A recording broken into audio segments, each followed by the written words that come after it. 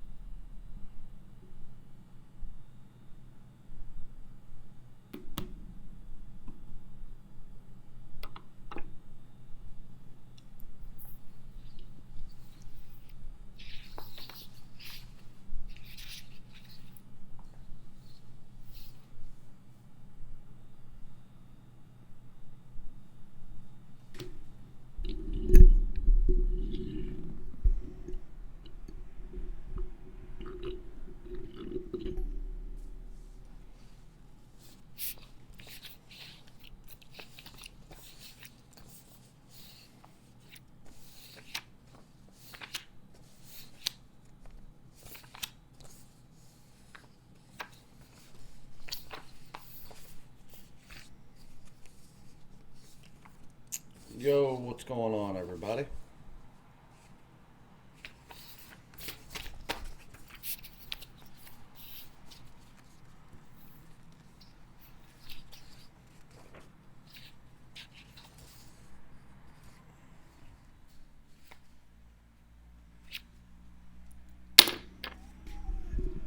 Mr. Rivera, what's going on? We'll give a couple minutes, let everybody kind of get filed in, and we'll get started. Gonna try to keep this one an hour or less today. I gotta go finish Christmas shopping. Unfortunately.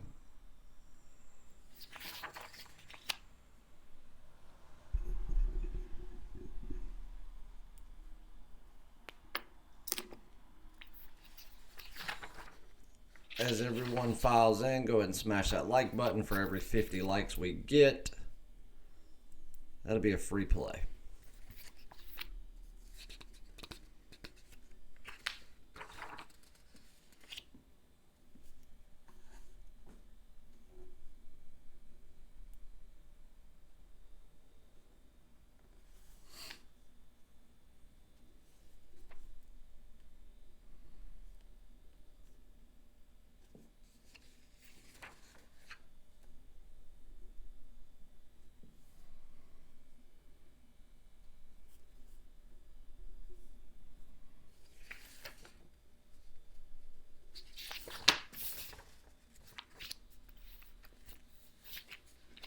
What's going on, Sean?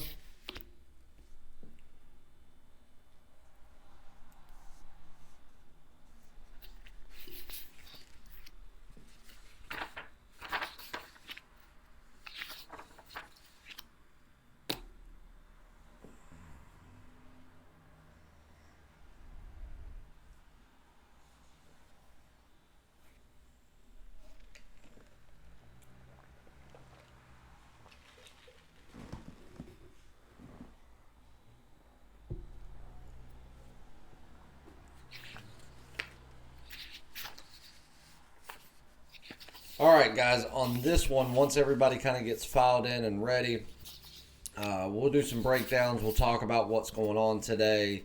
The biggest focus that we're going to do is the college football playoffs.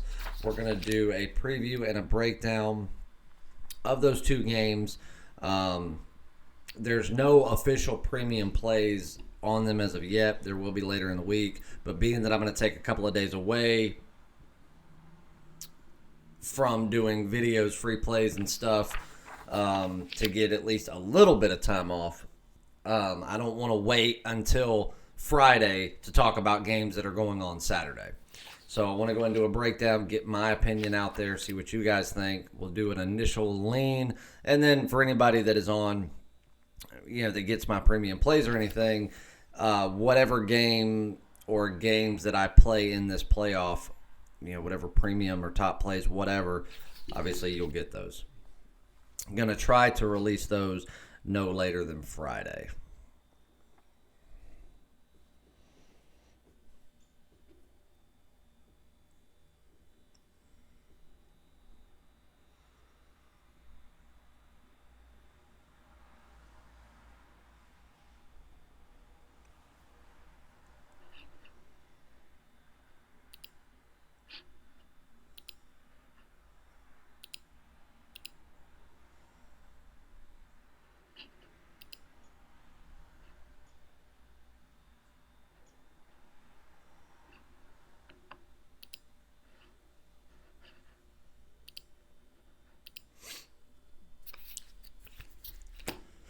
Let me go ahead and post a link on Twitter so all of my Twitter people know that we're live.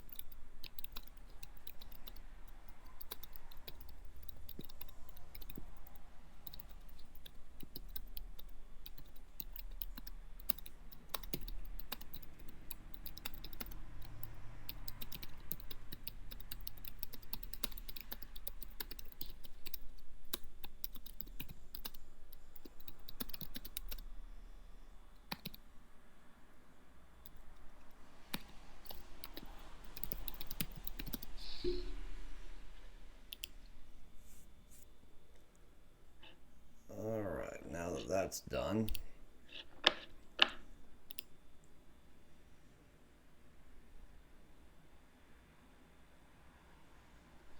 Trubisky versus Mahomes hype? Question mark.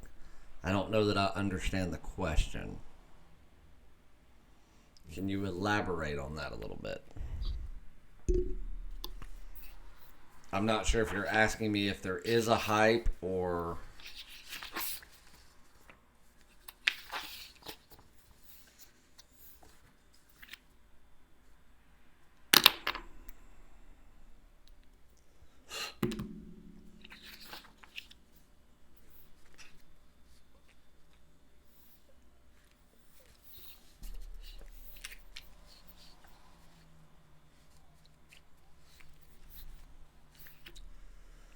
And we will also be doing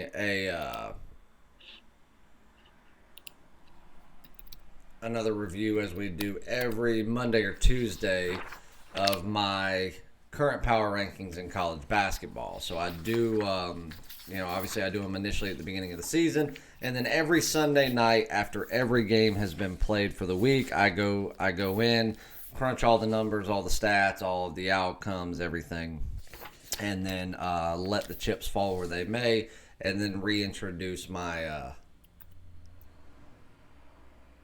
my top teams. So we will do that as well. Just plugged in the last few numbers before I went live, so I'm getting ready to print it, and then here in a couple of minutes we'll go over that.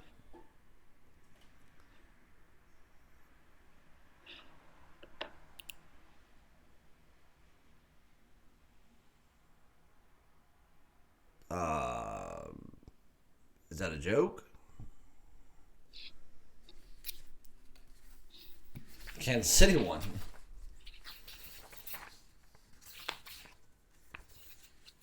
Did you not notice that after halftime, Matt Nagy went back to his old bullshit ways of taking what the Bears are designed to do and calling plays that the team is not designed to execute?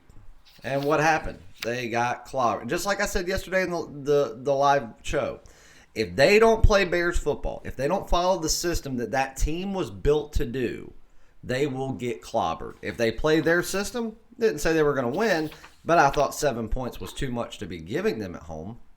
What'd they do?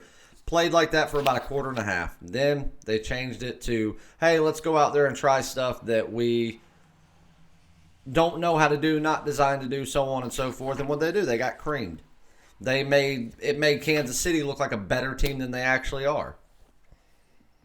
I'm sorry, but Kansas City's not a Super Bowl caliber team by any means in my eyes.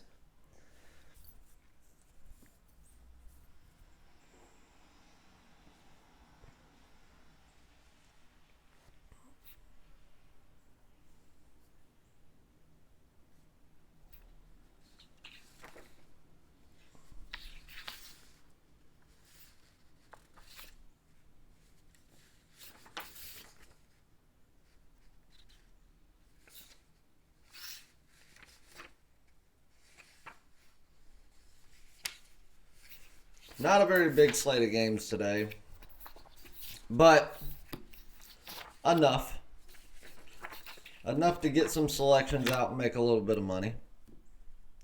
Tomorrow, there's only one game on, so probably going to it's a rarity. Usually only happens during, a day or so during the All-Star break during MLB, and even then can't really take the days off because I have to start, going over and crunching all the numbers for the first half to see what we want to do for the second half, but may actually get a day off tomorrow if we don't have a play in that game.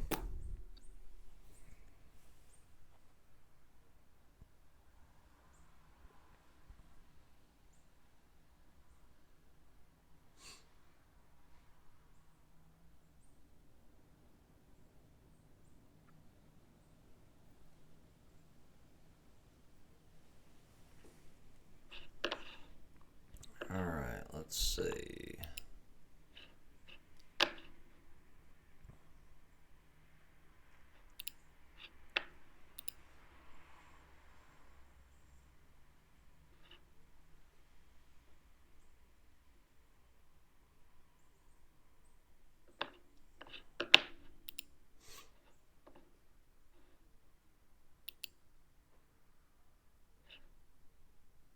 All right, so if anybody wants the full recap from yesterday, I did a free play video earlier as well as an NHL free play. That video is already up on YouTube, so you can go check that out for a full recap of yesterday if you're not already on a package. Otherwise, you already know the recap. And as well as a free NHL play is on there.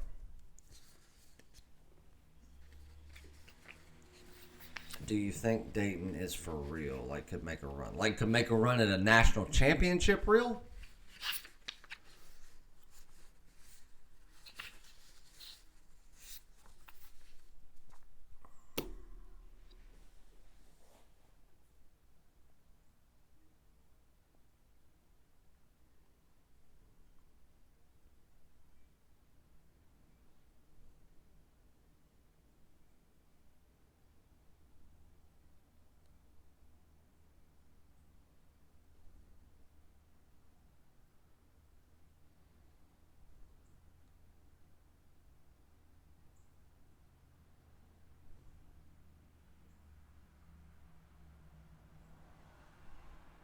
No, absolutely not. They're not big enough. I mean, Dayton's played well, trust me. I've given Dayton all the credit in the world. We've made some money off of Dayton this year. And I mean, going into last week, the last time I had done my numbers, I had Dayton ranked 13th overall in my power rankings. But do I think they can hang on to that type of status for a little while? Yes. But I think once the grueling part of the season comes in, they're dealing with somewhat of tired legs. I think they're going to take some key losses. And are they a tournament-bound team right now? Sure. But once they get into the grueling 45-day to 60-day stretch of this season, I think they could take a couple of key losses that are going to back them up to just outside that, where they need to be to make the tournament. And then I think they're going to try to make a run for the tournament. Can they make the tournament? Yes, they are talented enough to do so. But even if they do make the tournament, even if they stay right around that top 15 range all year and make the tournament as a 4 seed or a 5 seed, something like that, I don't see them making a run deep into the tournament. At best, they would be Sweet 16. I think they would run into a buzzsaw at that point with a team that's not only used to doing it, but it just overpowers them and doesn't allow them to. I mean, Dayton's so good at getting second chance shots, but look at who they're getting them against. When they have to go up against a team, let's say like a Gonzaga or a Michigan State or an Ohio State that's just as good at getting second chance shots, but they're just as good as getting it against top tier talent every night. That's where Dayton's gonna. They're gonna see that just because you're ranked something doesn't mean you actually are that.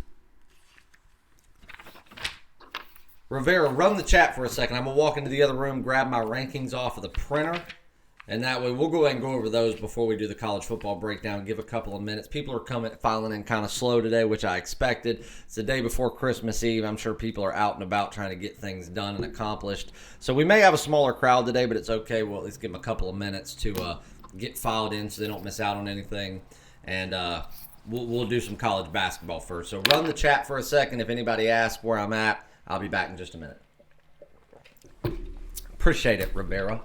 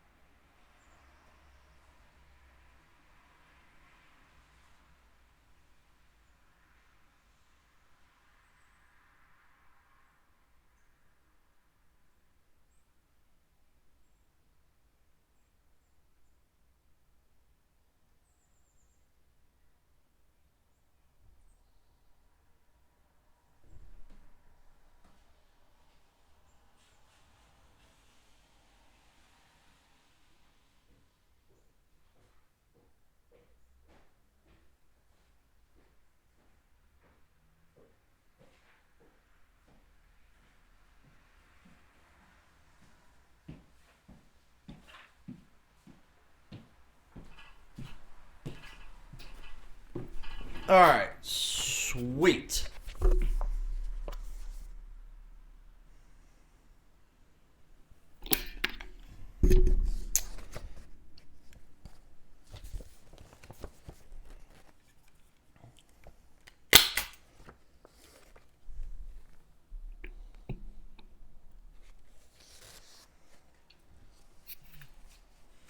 All right, so we definitely have some changes. Not a lot of changes in the top 10 or anything like that. Most of that has stayed the same. But we will go ahead and go over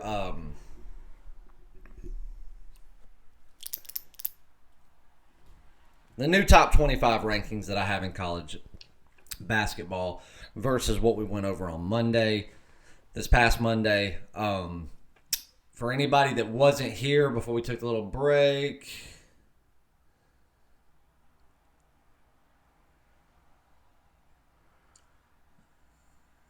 let's see. Let's get back to the chat.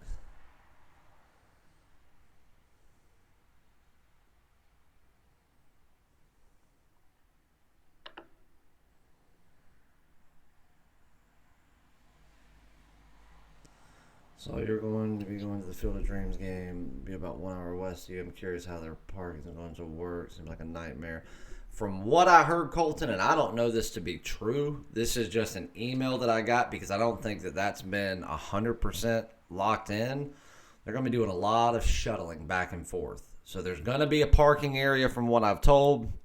You're going to have to show up X amount of time prior, and it's going to be kind of set up like a festival would. They'll shuttle you in. Everything else is on foot. They'll shuttle you back out. But I guess we'll see closer to the time of it. Keith, what's up? New day, new start. Wasn't a bad day, Ari.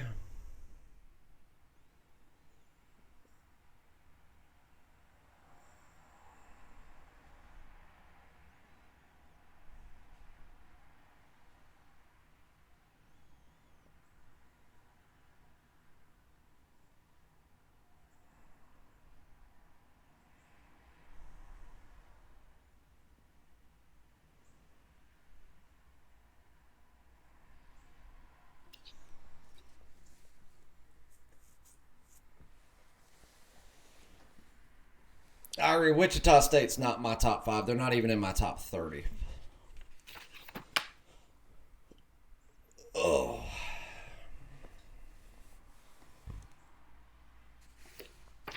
They're number 34 to be exact.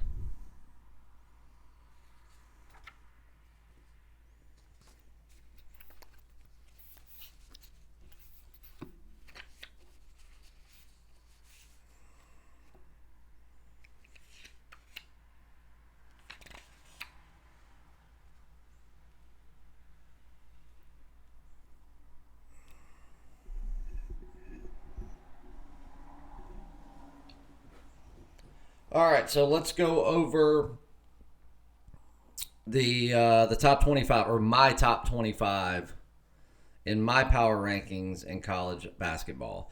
Now, my top 5 has not changed. It's still Ohio State number 1, Duke number 2, Louisville number 3, Michigan State number 4, Kansas number 5. Then we've got Gonzaga, Butler, Maryland, Oregon, Baylor, Purdue, Michigan, Dayton, Arizona, Kentucky, Auburn, Florida State, Villanova, San Diego State, Iowa, Seton Hall, West Virginia, Florida, and Penn State.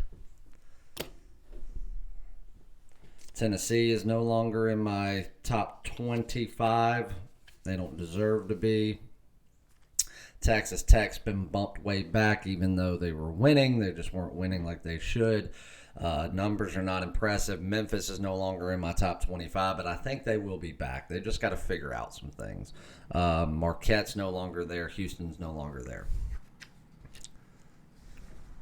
And Wichita State's not a top 25 team. They haven't been a top 25 all year. Nor has Wichita State really beaten any true top 25 competition.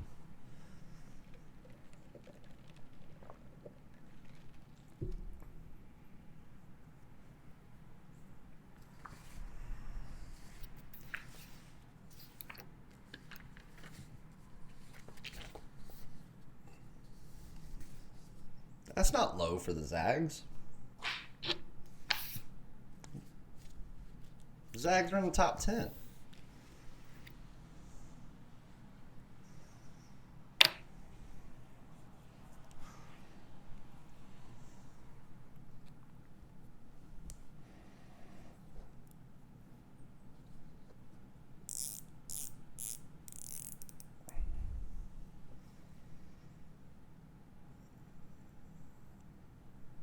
No, I'm not saying it'll be that far, Colton. I'm just talking about it'll be off-site from where the game is. And again, take this for what it is, because there has not been an official email sent to me saying that this is how it's going to be. Rumor has it, and what they're trying to do is apparently their property was purchased for this. Now property is being rented from, I don't know if it's farmland or what, for parking. So I think it's being rented from an individual and or a company or whatever to allow parking for the event, shuttle back and forth.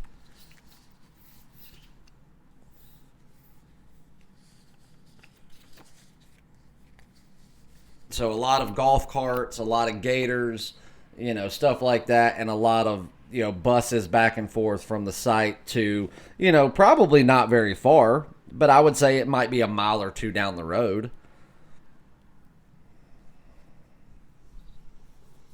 Buses was my thought for parking otherwise. Yeah, well, that's what I'm getting. We'll see. They said that everyone would have a full detailed list of everything at least 30 days prior to the event. So we got a while, though.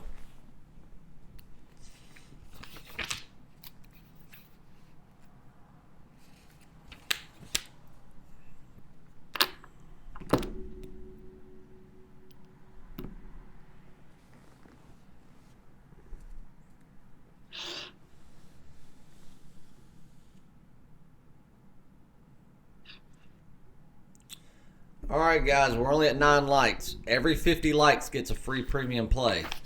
So every time we hit 50 and we hit 100, so on and so forth, you know the drill. So everyone who is not, smash the like button.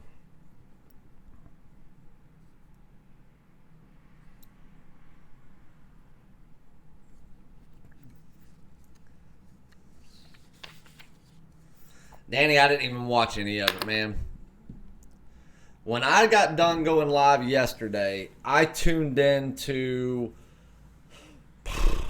maybe, and maybe the first 10 minutes of that Seattle game, and that was it. Other than I watched some hockey last night. Well, I watched a Christmas movie with my kids, and then after they went to bed, I came back.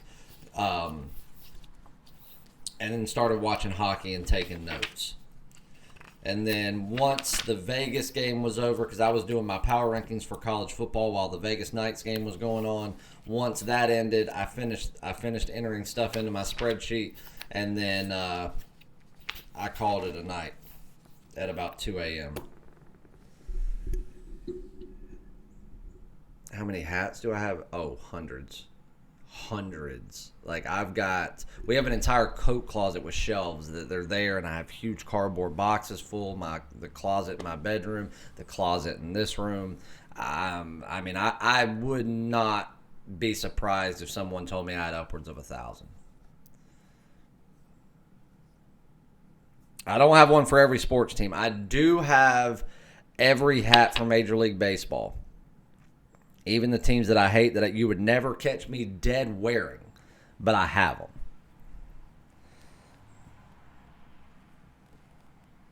them. I know for a fact I have over 100 Cubs hats. And that over 100. 100 is just the round number. It's plenty more than that.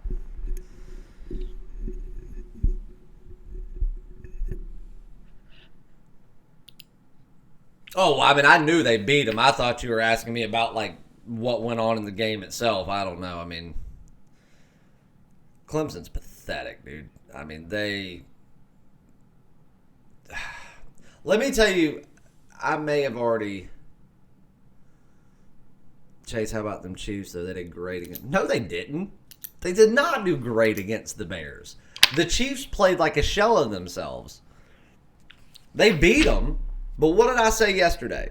I said if the Bears play the system that they have built, that they are designed to play, the one that Nagy and his coaching staff designed and drafted and traded for players for, that the Chiefs would have a hard time beating them by 7. They did it for a quarter and a half. Then Matt Nagy did his same bullshit and changed it and tried to do something they're not designed to do. And then what did I say? If they do that, the Chiefs are going to steamroll them. They did. But the Chiefs actually didn't play that well. Patrick Mahomes played good. Good, not great. Their defense was below average. And their offensive line was mediocre. Neither one of those teams played great by any means. That was like if anybody watched that game and says, "Oh, Chiefs could win a Super Bowl," you're out of your mind. Patrick Mahomes is leveling into the quarterback that he's meant to be. Everybody overhyped him. They shouldn't have. He's a great athlete. He's a good quarterback, but he's not a great quarterback. And I don't think he ever will be a great quarterback. But I think that he will sustain himself as a good, viable quarterback for the better part of a decade. As long as he stays healthy.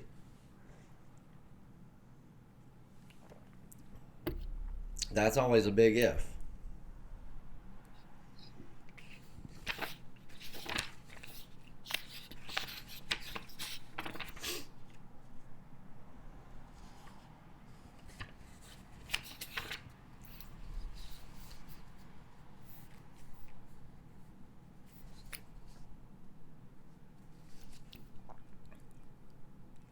Any lean in UCF Marshall if you don't have a play in it. I do not have a play in it. I'm not even going to have any money on it. Not even fun money.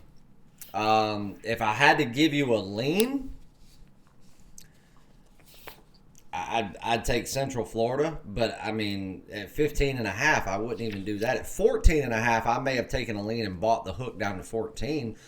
If I had to take a lean in anything, it would be over 59.5. That's it. And I have $0 on it.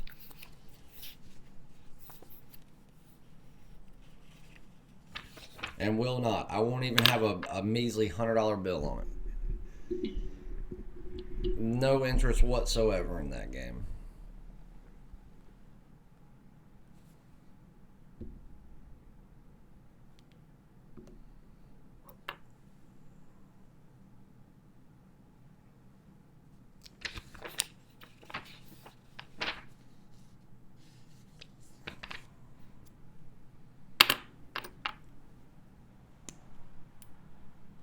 The Ravens forced the Browns to say uncle.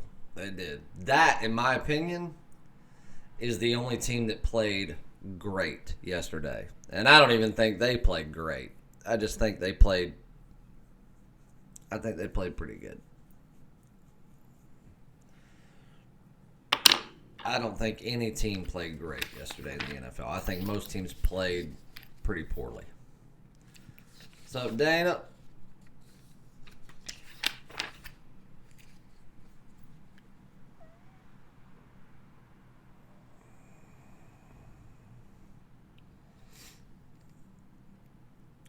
Detroit run line.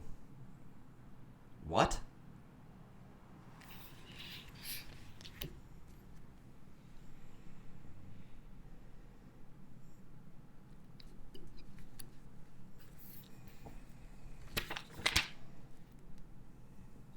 Detroit run line.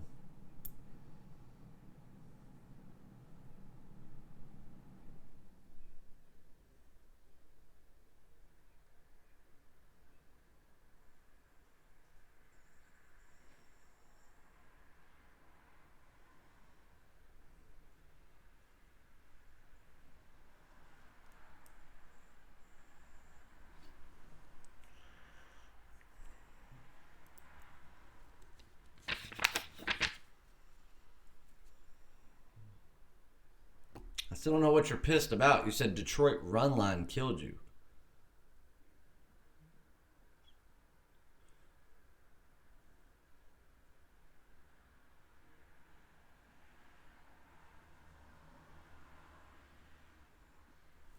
I don't know, Keith.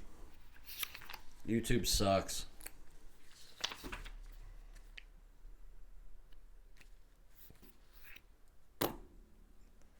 I still want to know what you mean by Detroit run line. It's not baseball season.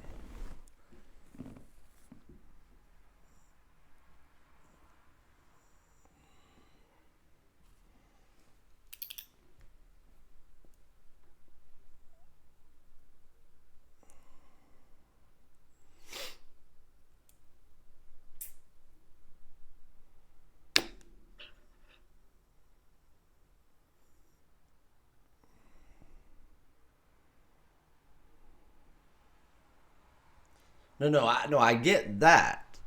You're saying that Detroit run line killed you. Oh, puck line. You're talking about the Red Wings. Well, I don't want to rub salt in an open wound, but had you been on my plays, my top play was against the Red Wings yesterday. We had the Coyotes not only on the money line in a three-way regulation for a top play, but we also played them on the puck line -1.5 as a premium play against the Red Wings yesterday.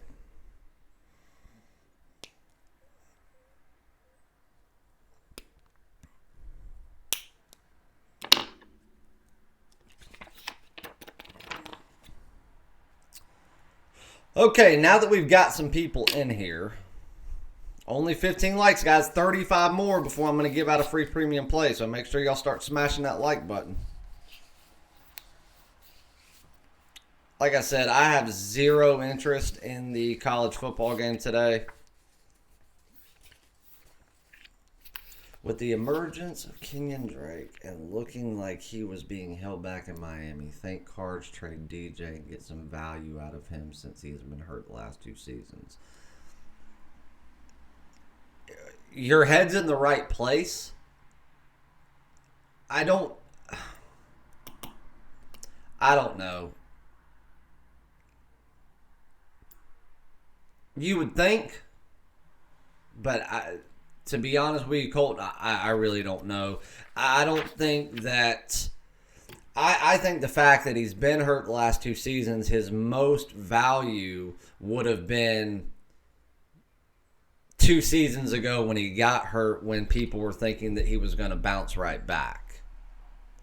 So, I don't know. And I think it could be a lot to do with him personally, not. Maybe he hasn't made a decision yet. I don't know. That's one that we just kind of have to wait back and see. What's up, Oliver?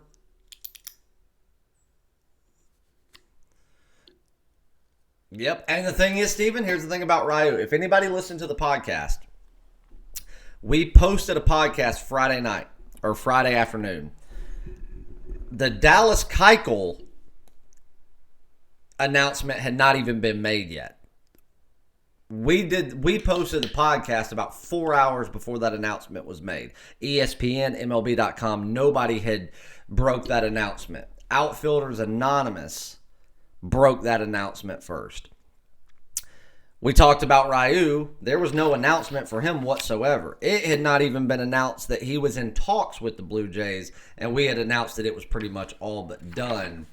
The Blue Jays, he fits into the rotation well, so I get that. Toronto's not a small market, but in baseball, it is a small market. The city of Toronto is not small, in the grand scheme of things, but they are small market for sports because of just, I can't even say they're small market for sports. Not with the Raptors anymore. But NBA, NHL, but baseball, in the baseball world, Toronto is definitely a small market. Any international team would be considered small market, no matter how big the market actually is. So I get that for him. There's a huge Asian population in the Toronto, in the city of Toronto. So I know that that's probably good for him. Family that may live there, family that may want to live there, stuff like that. The Dodgers showed interest. They didn't offer him quite what the Blue Jays did, but I would have taken a little bit less money to stay on a team that could very well win the World Series this year versus going to a team that's in nothing more than a glorified rebuild.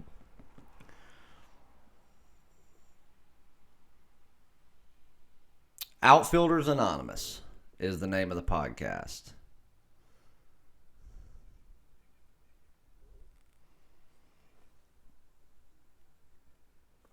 Want to get that money's worth, I guess. They're still paying him, so I want to get something out of him. And it's like, what do you really have to lose, you know?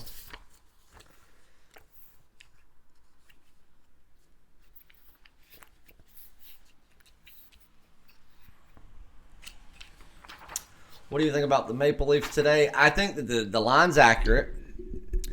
I think this game is about as deadlocked even as it could get. So as far as a premium play, I certainly don't love it. If anything, I would probably lean under just a little bit, but I don't have any money on it. I put $100 on the Maple Leafs just for the fact they're on home ice. The Maple Leafs and the Hurricanes match up very well together. As far as the rest factor, they're right about the same. As far as the momentum coming in, they're about the same. Toronto a little bit higher. So you're not having to lay a lot of juice. You don't have a lot of risk. I would not lay it as a premium play by any stretch of the imagination. But just for fun money, because of home ice and the fact that it's a day game, I took my chances. I put $1.25 to win 100 on Toronto just because they're on home ice. That was it. If that's really the only thing that tilted the scale for me. What's going on, Joseph? Aspen, we've already done Marshall UCF. Told everybody I couldn't stand the game. If I had to put any money on the game whatsoever, I'd take over 59.5, but that's it, and I don't have any money on it. Not even $100. I have zero money on it, nor will I have any money on it.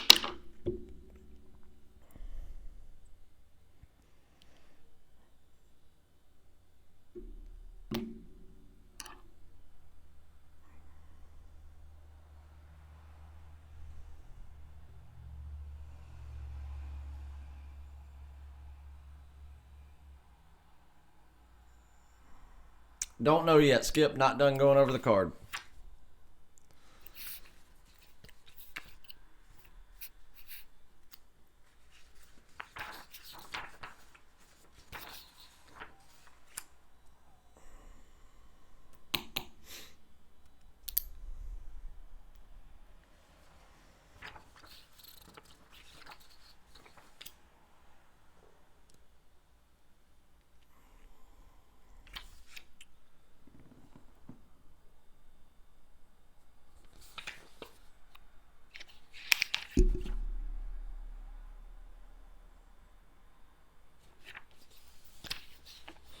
Ho, ho, ho.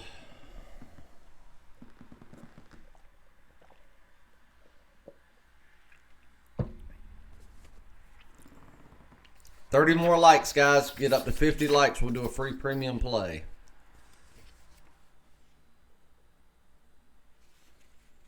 There is definite value, Skip, in the NHL. I gave out a free play on my free play video this morning that you can go catch on YouTube.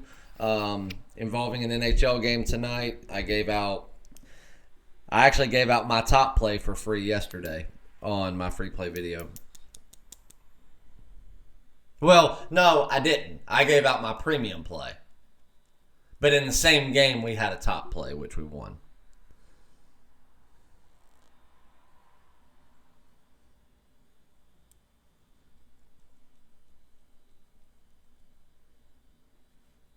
And after yesterday's 3-0 NHL sweep, that puts us at 9-0 in the last 3 days in NHL, 76.12% for the season overall, and just a hair under 90% for NHL top plays for the season. Walter may be right. I may break my MLB record with hockey this year.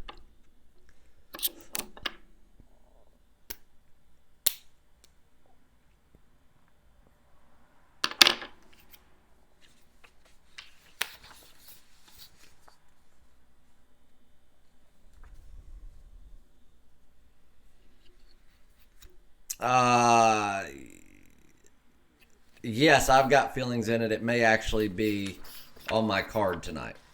I'm waiting on the morning skate around report, which being that it's in LA, I probably won't get it for another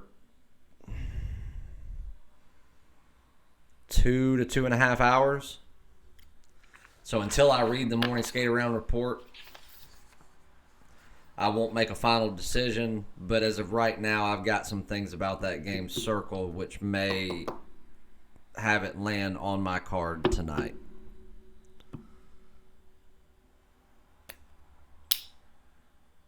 What was on it, Keith? Oh, I wasn't even paying attention. Oh, you like trees and shit?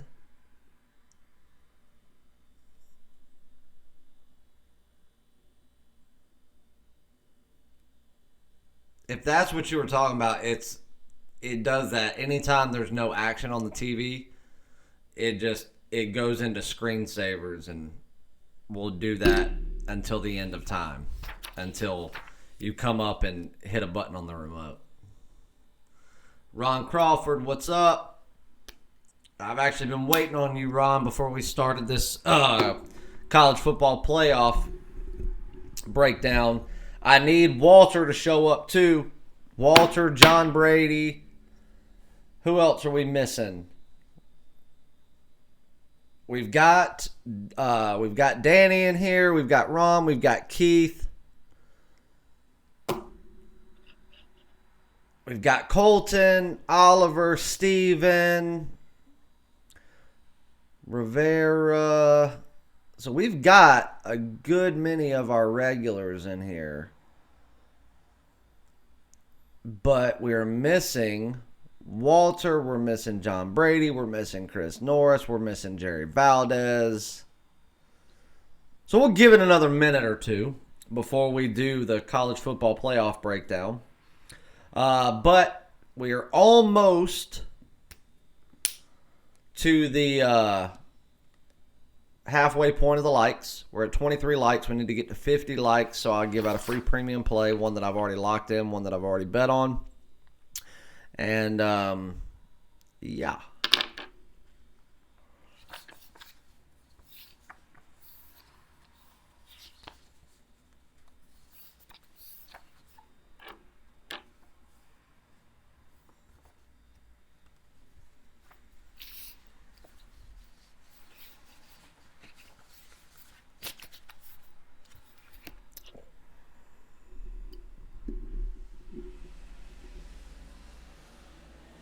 LSU's not playing Ohio State.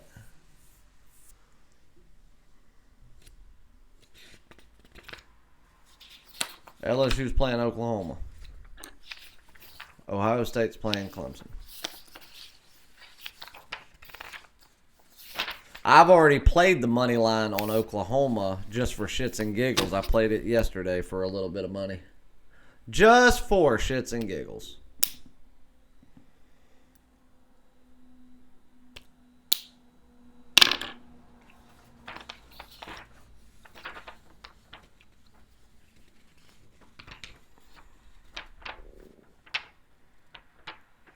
Oh, I got you. I like that. Because I do think that is the most likely outcome of the whole thing. You talking about from yesterday, Ron? Skip, parlays will murder you. Parlays are for suckers. I'll tell you what, guys, YouTube's been weird over the past few days.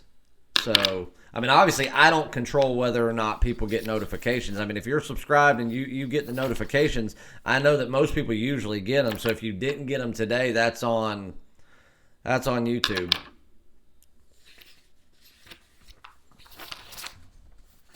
I am not a Buckeye by any means, but I have actually purchased a Ohio State shirt just to wear on Saturday.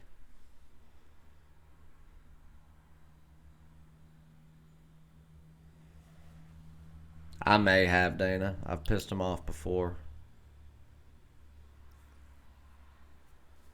Yeah, I got it, Ron.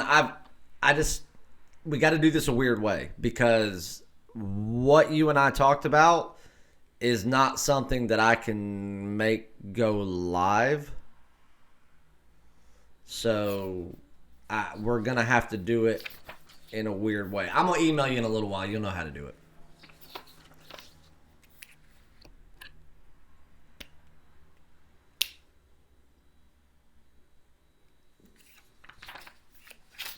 See, I don't ever know about that because I don't have anybody.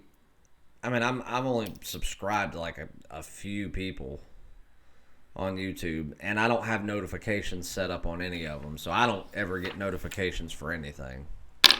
So I don't even know what a notification looks like.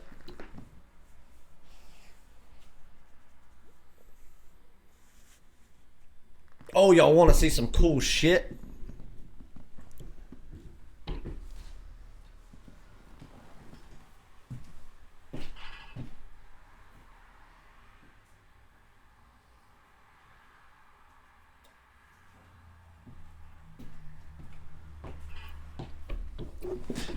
So most of you have already seen my massive collection of Jackie Robinson stuff.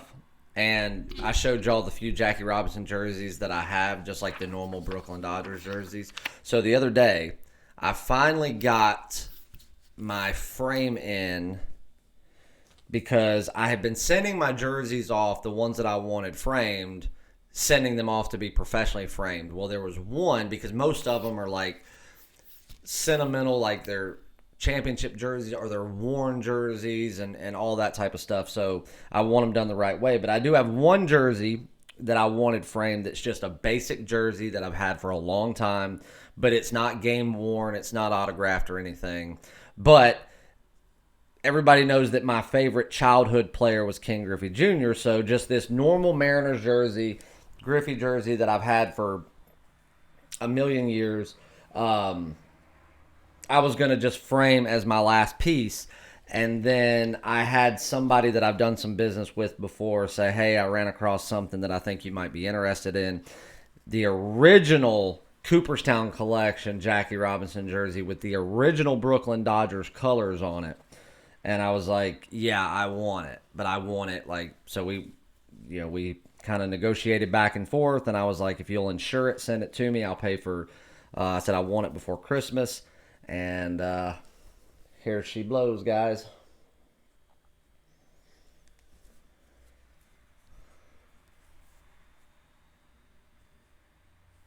Isn't that sexy?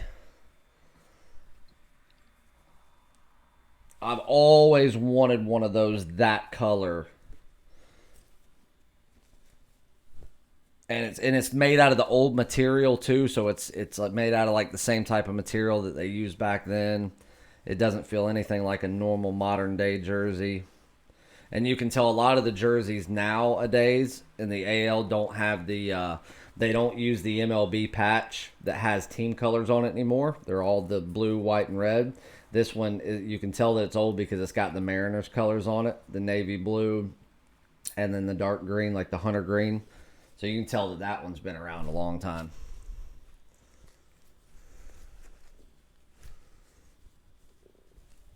But the only other jersey that I'm waiting, I got to send this one off to have it framed.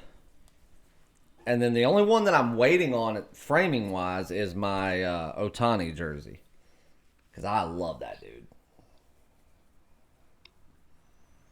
He's my second favorite current player right now, I think.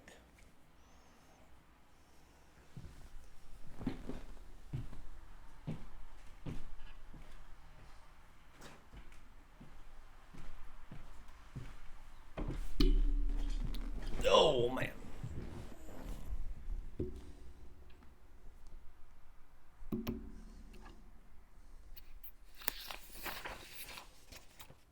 We're halfway there, guys. 25 likes. Let's get 25 more, and we'll be doing a free premium play.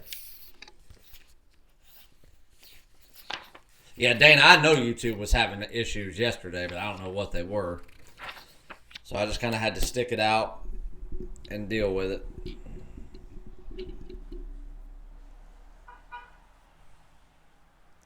All right, so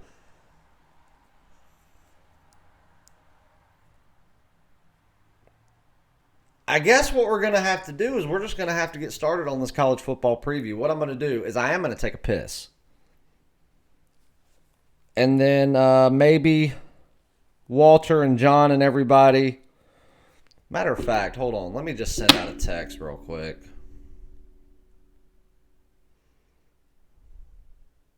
Get some of these guys in here.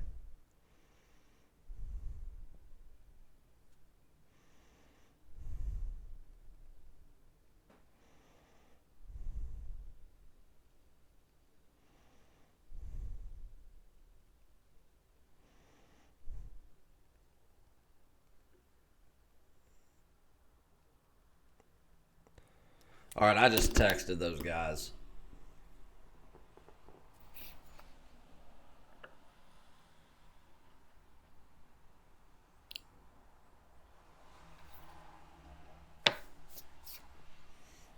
Yeah, I've got Iowa as my number 19 team. So in my rankings, they've moved up a few spots. As I told you, I still think Iowa's a good team. The problem is with Iowa is people think that Iowa's regressing and not the team they were last year. They've lost some pieces. And, obviously they've lost a key piece. But I still think Iowa's a good team. I think the problem is that it's kind of overshadowed by the fact that this year the Big Ten is so much better than normal years. I mean, the Big Ten is just stout in basketball this year. And as of right now, and I think moving forward, they are the conference, they are the conference to beat. All right, so John Brady just texted me back. He's popping on over in just a second. So let's give it let's be respectful. Let's give it a couple of minutes for these guys to get here. And then we'll go ahead and start the college football breakdown because, again, I'm not going to stay live for too long. I got to go finish Christmas shopping after I get games out and stuff, so I do want to get that done. There's John right there. So let's see if Walter and all them pop on through. And what we'll do is, John, since you're here, run the chat for a second. John, what we've got going on is once we get to 50 likes, we'll do a free premium play. So you know how to run all that. Tell everybody we need likes, all that shit. We're going to do a full college football preview for the playoffs this weekend. Some initial look ahead and stuff like that. And then we've already gone over the top 25, my top 25 in basketball. So I'm going to go take a leak, because it's going to take a little while to do this breakdown. And I will be back in just a moment. So, John, run the chat. And then when I get back, if they're here, great. If not, we'll just go ahead and get started. 27 likes, guys, so we're almost there. 23 to go.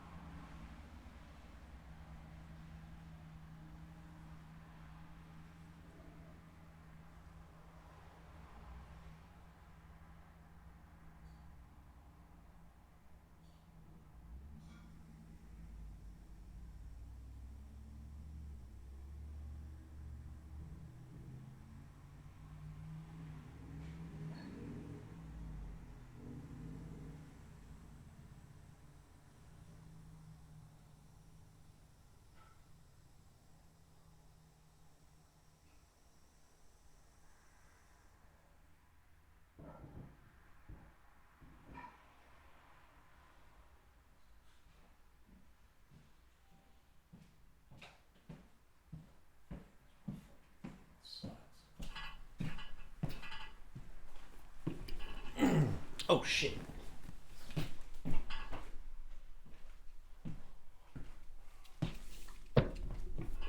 All right. Walter.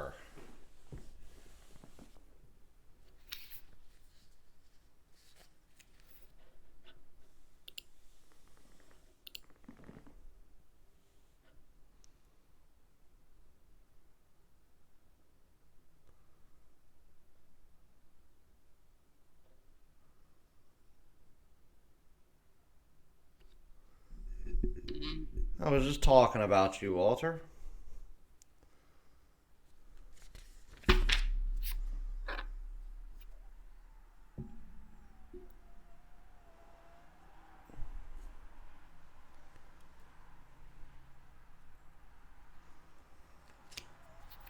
All right, so we're at 30 likes. 20 more, we'll do a free premium play. If anybody wants the free play for the day that I gave out in the NHL, go tune into the free play video that I posted about an hour ago. After we get done here, it's in the NHL in a game tonight.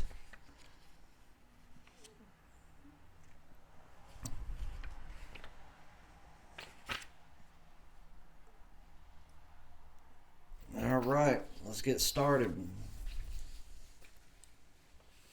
So, what we're going to do is, hold on one second. Let's just go ahead and pull up accurate lines real quick so we've got it to refer to.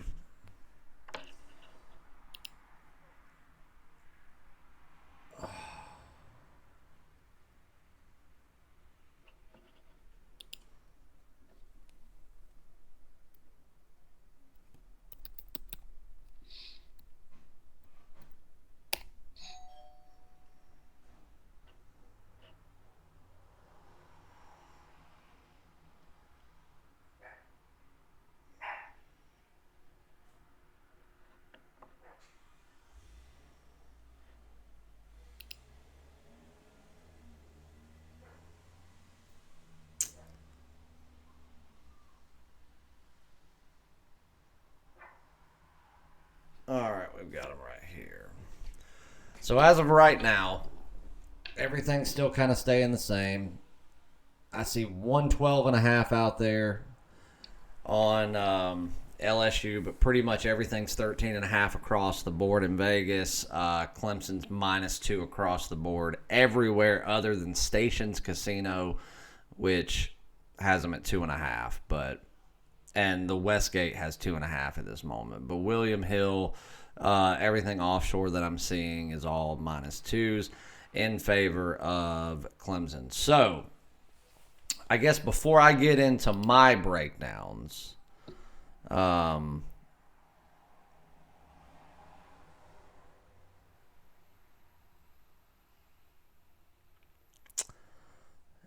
I just saw where they released goalies. No, that information's been out. Well,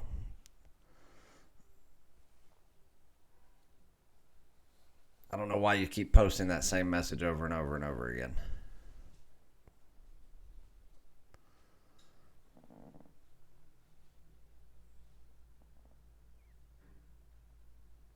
I got goalie information at like 8 this morning.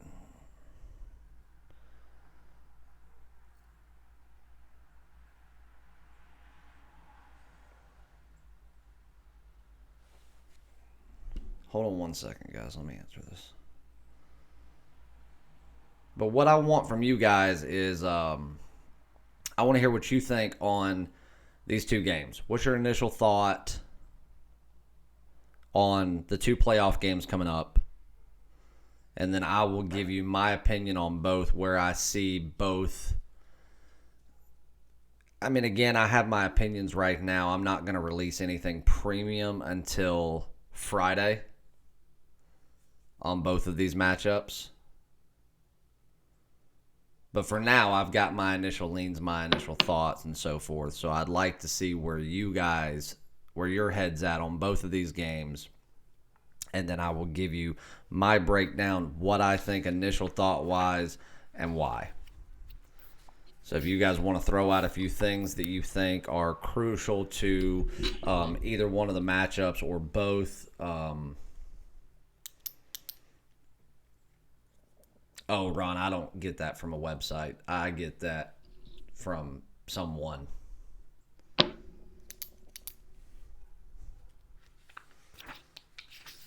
I mean, you can get it at, just about anywhere. ESPN, Yahoo, ABC, NHL.com. But they can post it as late as an hour prior to the puck dropping.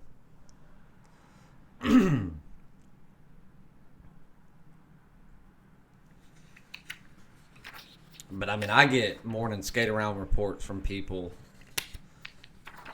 official penciled in lineups as far as goalies, stuff like that. If there's going to be anybody sitting out, if there's anybody going to be on minute limitations, so they're only going to rotate them during certain periods, so on and so forth.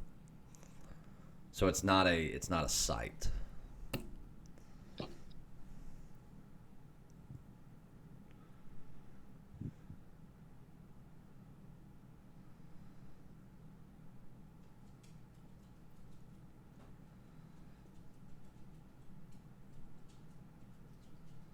Ron, you think that Oklahoma LSU is only going to be 7-10?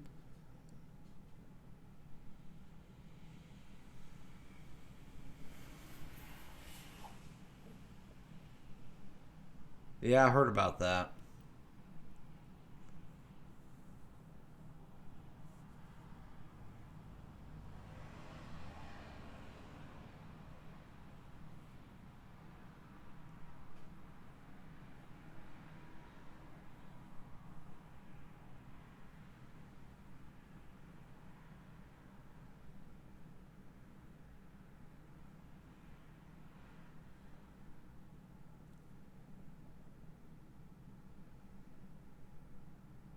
Oh, I was about to say, oh my God.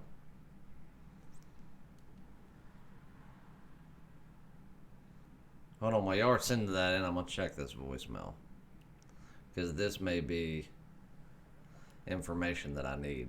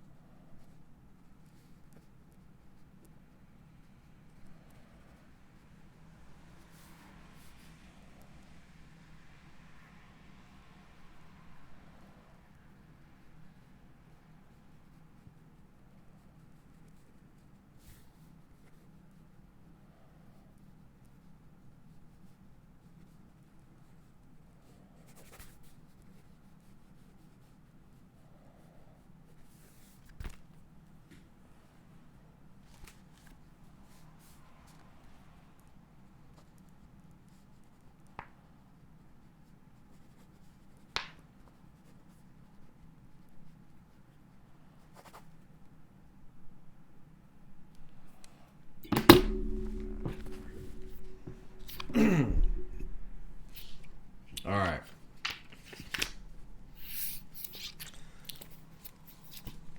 Good. That was a good phone call.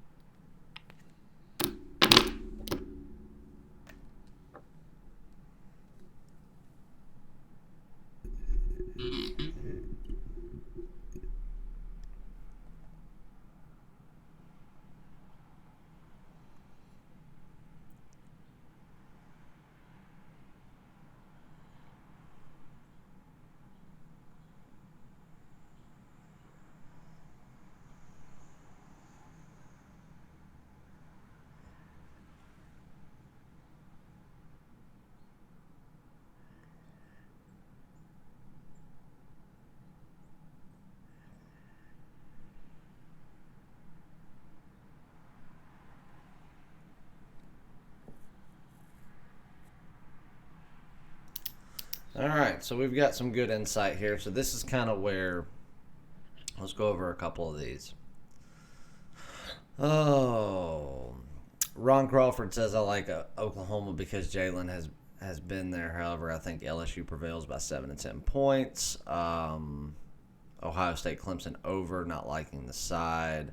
Skip says he likes LSU Oklahoma over, Ohio State money line and or buy to 3.5.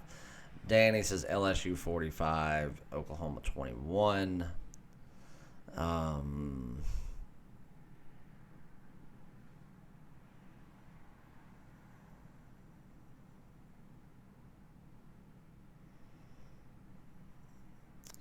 Danny says, I think Clemson's weak schedule catches up with them here. They know how to win these games.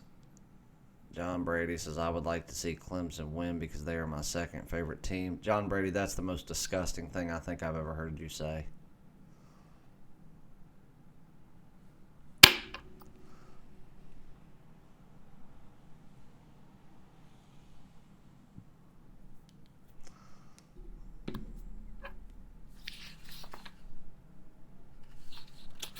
All right, well, here's my opinion. And again, anybody that's on that gets, my plays that's on a premium pass, if I have any premium plays, which I know I'll have at least one, obviously you guys will get that. They're not going to be released today. It's not going to be released tomorrow. More than likely, it'll be released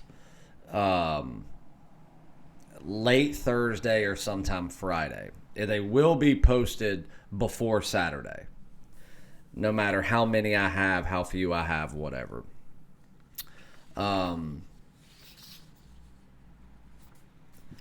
But here's the way I see things. As an initial, let's pretend for a second I had no money on this game. Or I was going to have no money on this game.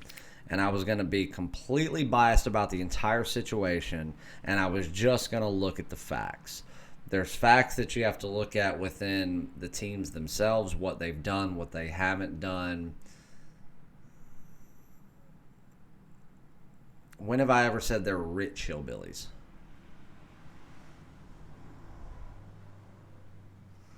I don't know that I've ever used the term rich hillbillies. I've called them hillbillies.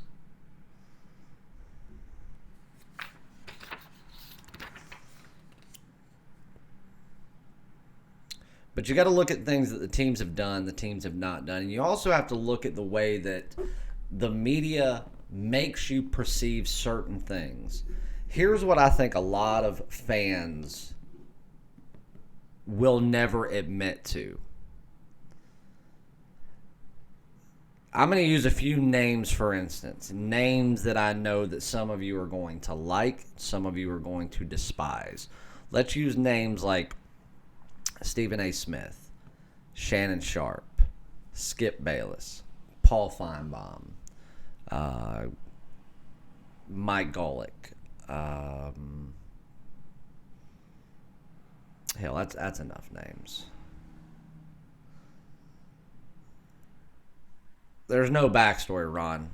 I despise everything that is Clemson University.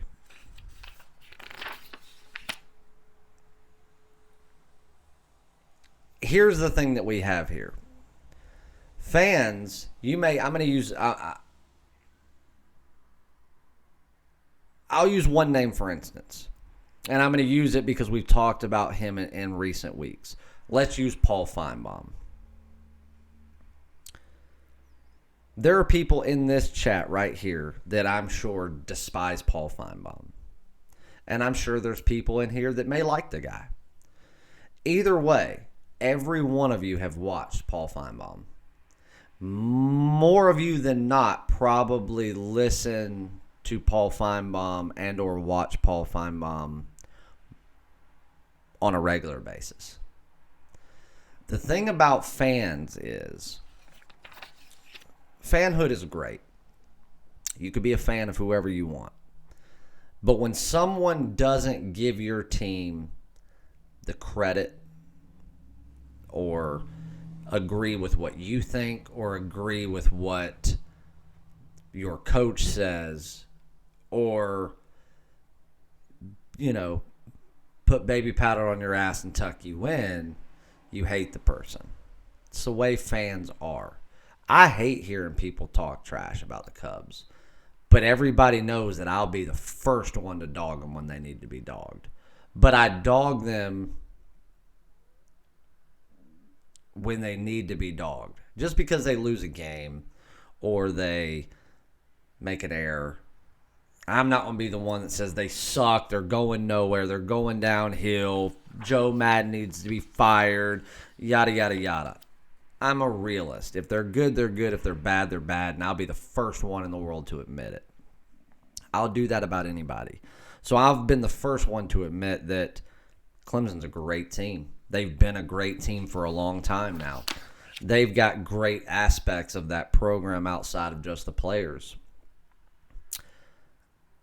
The problem is I also understand facts. And what you hear on ESPN or ABC or CBS or on your local radio station, 9 times out of 10 aren't anything remotely close to a fact. It's nothing more than a glorified opinion from somebody that millions of people just happen to listen to. And the reason millions of people listen to them is because of their ratings. How they get ratings? Because more people dislike them than like them. Because what does this twisted society we live in do? You listen to people that you hate more than people you actually like. And don't say you don't, because you do. Because I do it too. Everybody does. Keith Davis, that's the most untrue statement you've said all day.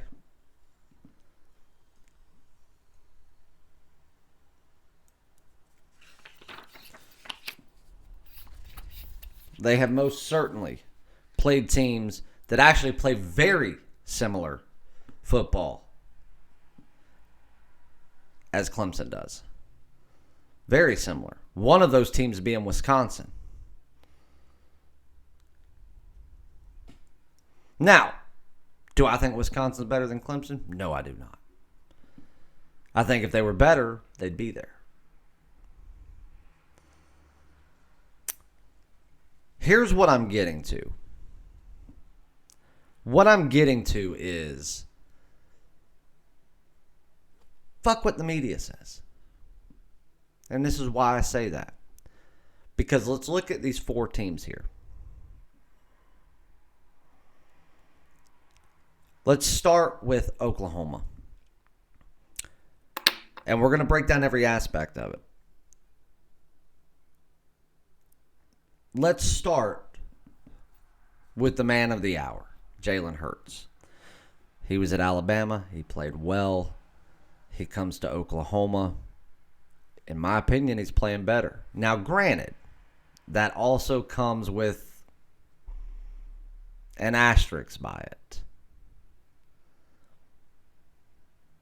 The Big 12 is nowhere near the SEC. They're just, they're not even in the same world. So, but granted, you can't take away from what Jalen's done, because even though, and again, this is gonna come into play with another team we're gonna talk about. Just because the Big 12 is not very competitive, and just because the Oklahoma is overwhelmingly better than 90% of the Big 12, and that they play somewhat of a cupcake schedule talent-wise. I don't like calling a lot of Big 12 teams cupcakes, because you look at some of these teams and they're really not cupcakes. But the problem is, look at the talent level of a team like Oklahoma, and then look at the talent level of, let's say, a TCU, a competitive team, a good team, not a great team, but a good team. And it's just a complete mismatch. So in saying that, it kind of is a cupcake for Oklahoma. So, but again, it doesn't matter if you're playing a cupcake team or not. Winning's winning. Stats are stats, and greatness is greatness.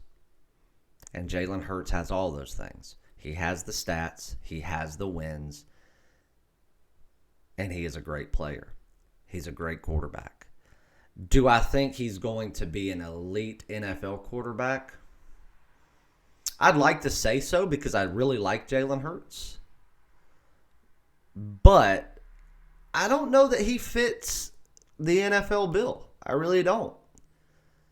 And I think that Jalen Hurts, out of every quarterback we're talking about in this playoff, Trevor Lawrence, Joe Burrow, I truthfully believe the highest football IQ is within Jalen Hurts. I think the highest bit of overall athleticism, I didn't say quarterback, I said athleticism, Jalen Hurts is by far.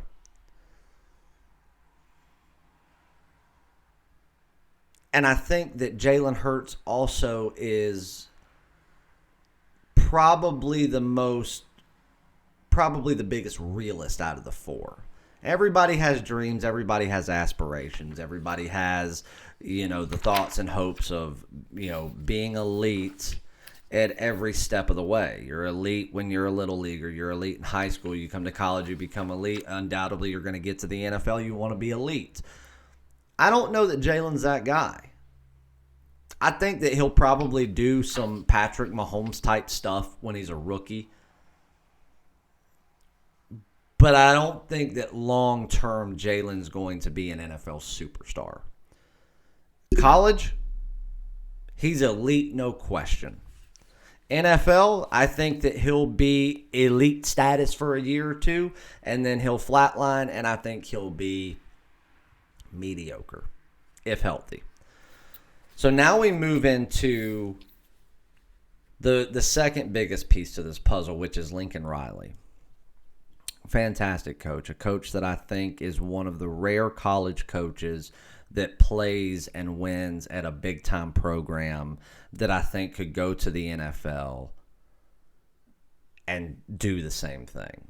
And not very many elite college coaches can do that. Look at Nick Saban. Look at Lane Kiffin. Look at Steve Spurrier.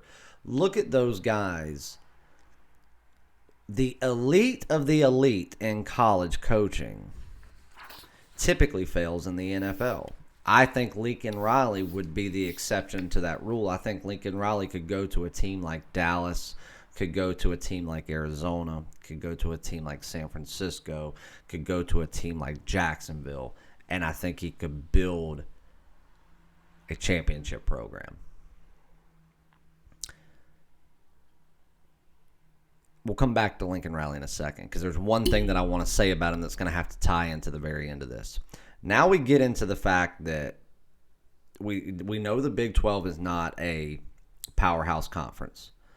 We know that Ohio State is tiers above every team in the Big 12 with the exception of you-know-who.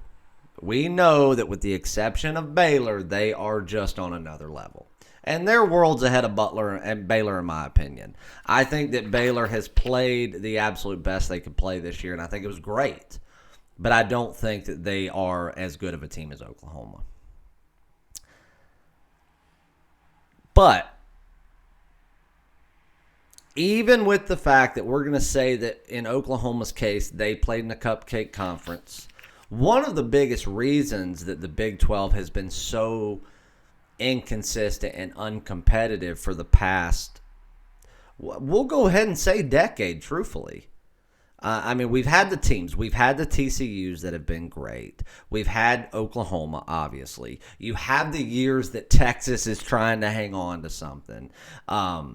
You have the years that, an Iowa State or a Kansas State may try to squeeze into something before they fall flat on their face.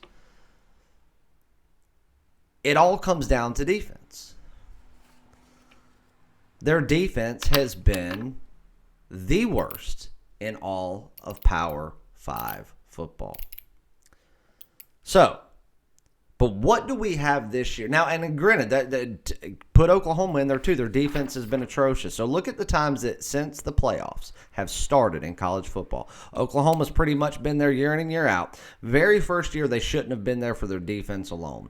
They got absolutely steamrolled by Clemson and should have because of their defense.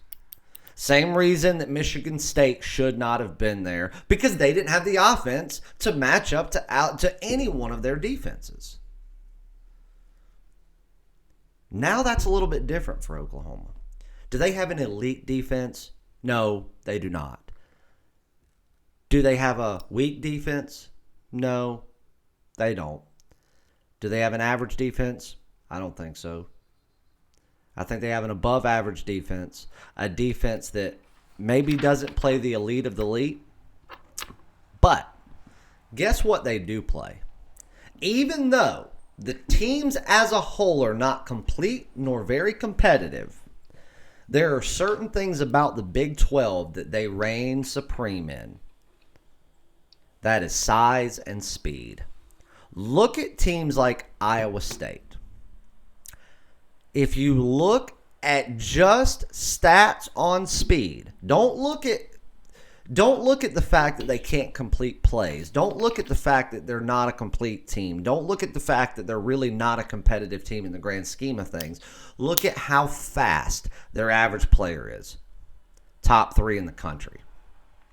Faster than LSU. Faster than Clemson. Faster than Ohio State. Faster than Wisconsin. Faster than Minnesota.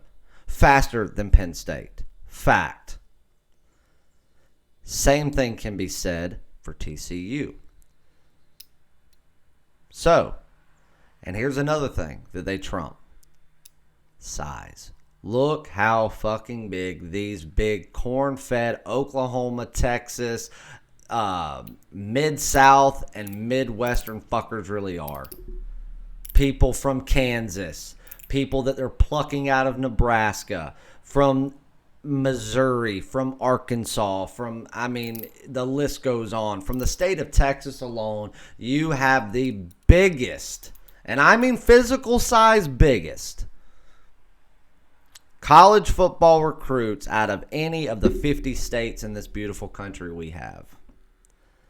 So even though the team is not complete, even though the team is not competitive, that gives somewhat of a resume for battle testing a team like Oklahoma that actually is an elite team. So, now, and another thing, before we get off of Oklahoma, I think you see where I'm going with this. Lincoln Riley, out of any coach, out of Ed Ogeron, out of head coach Brent Venables, if none of you understand that joke, then please don't even respond to it. Lincoln Riley is the best head coach out of these 4 teams, in my opinion. And even though, if it came down to they only had a week to prepare for LSU, or let's say that they won this LSU game and then they were going to have to play Clemson or Ohio State, only had a week to prepare, I don't think that Oklahoma would have a snowball's chance in hell of even making it a game. But you give Lincoln Riley a month to prepare for anything, he's going to figure you the fuck out. It's up to his team to beat you, but he's going to figure you out, and he's going to make it a game. And if it comes down to coaching, if it comes down to the teams playing evenly and it comes down to coaching, Lincoln Riley could win a national championship, in my opinion. All right, there's Oklahoma. There's my thoughts. Let's get into their opponent. Let's get into LSU. Let's talk about Macaulay Culkin. Macaulay Culkin, Heisman Trophy winner. Big man on campus. Pretty boy. Loves to say that he's just a poor old kid from Ohio. Give me a fucking break. Grew up in a football family. Grew up, siblings played. Dad was a coach for 1,000 years, just retired after last year. The kid's bred for this. It just has a big advantage.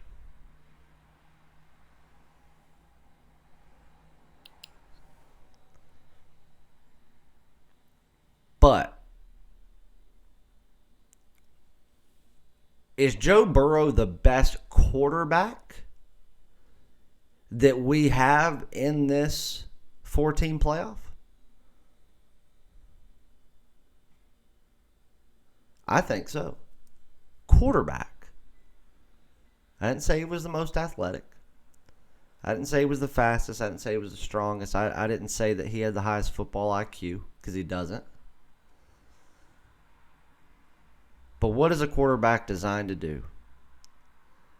They are designed to take their team, put them on the line, find the open man, and pass that football. That's what a quarterback does. A quarterback is not, the position's not designed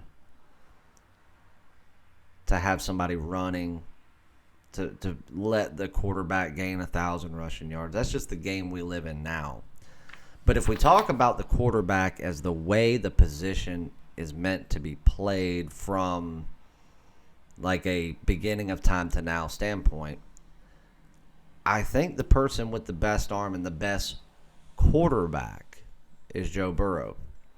I think that Ed Orgeron is probably the most enthusiastic, the most passionate, and probably one of the most deserving of head coaches that not only we have in college football today or have had in the last 2 decades. I think that he's the best coach from those standpoints that we have in this playoff.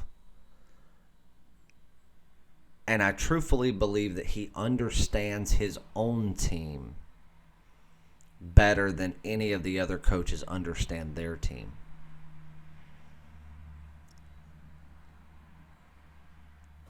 And another advantage that LSU has is weapons.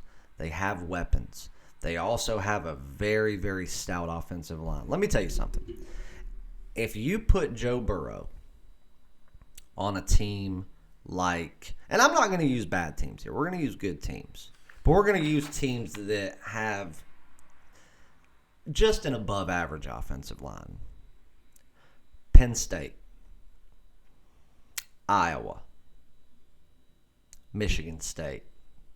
You wouldn't have expected Michigan State going into the year, but that's certainly how they finished out.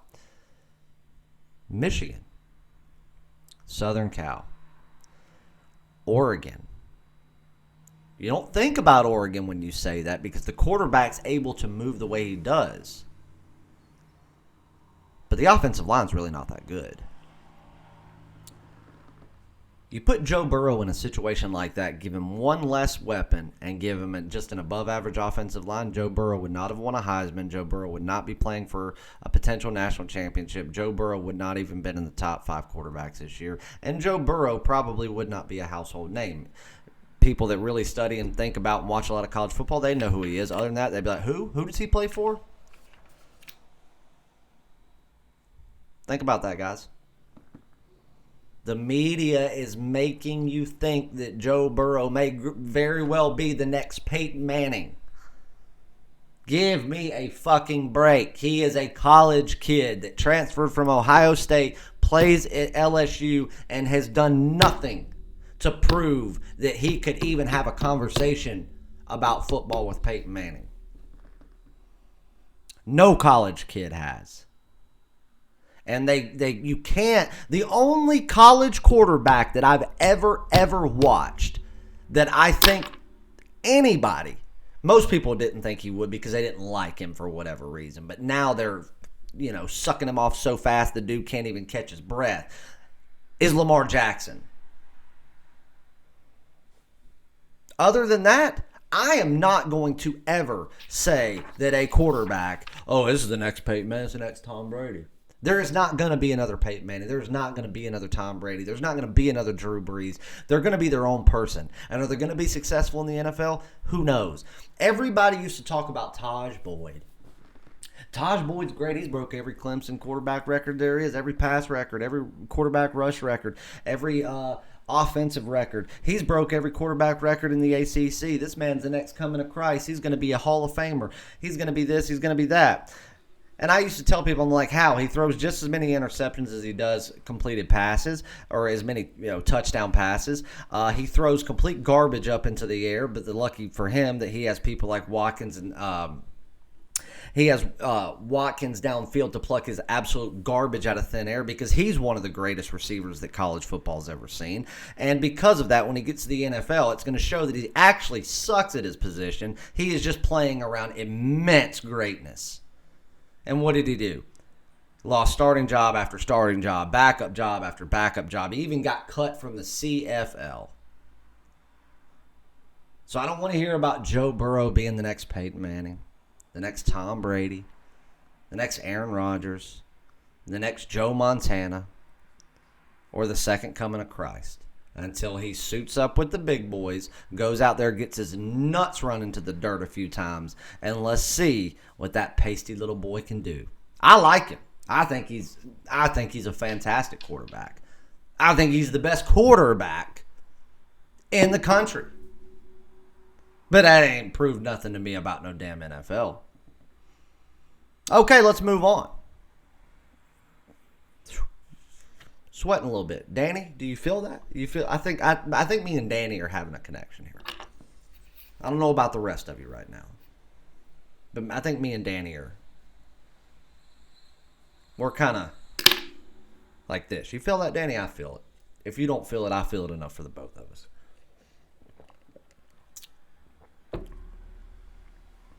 And I'm in a rhythm too. Fuck. Well, that's a good stopping point. UPS is here. I have got to sign for this. Like, if I don't, my kid's not going to get it for Christmas. So, Ron, you run the chat for a second. I'm flying downstairs to sign for this real quick, and I will be back in literally 2 minutes, and we'll break down the other half. I'm in a rhythm, too. That pisses me off. Couldn't wait 10 more minutes to show up. Be right back.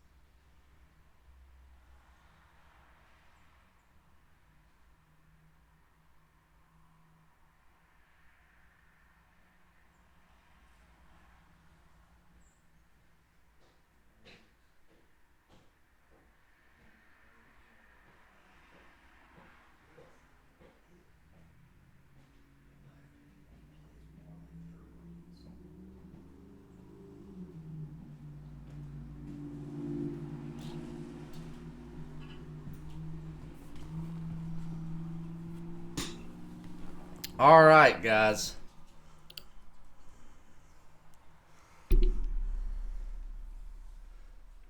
Sorry about that. The UPS man apparently wanted to hear my life story.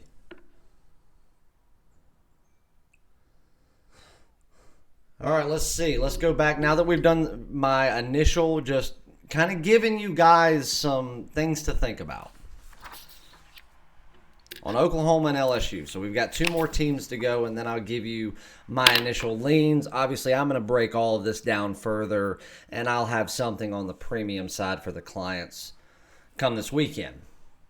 So let's see what people have been saying as I've been ranting on. Jalen will be an NFL backup. Jalen is big average. Will not be good in NFL. Fields puts ball on the ground. Scares me. Clemson hasn't been truly tested. The game with OSU should be very interesting, to say the least, because nobody knows what's going to happen. Well, nobody knows what's going to happen in either of the games. But all four teams have good quarterbacks, and Lawrence is the best of the bunch, even though I love Burrow. That's not a fact. But he is very good, and I'll tell you why in just a minute. Baylor going to beat the Dogs. Just watch. I don't agree with that. Doesn't matter. Clemson didn't play anyone. It's playoff time. Burrow's going to throw for 400 yards. Very well may.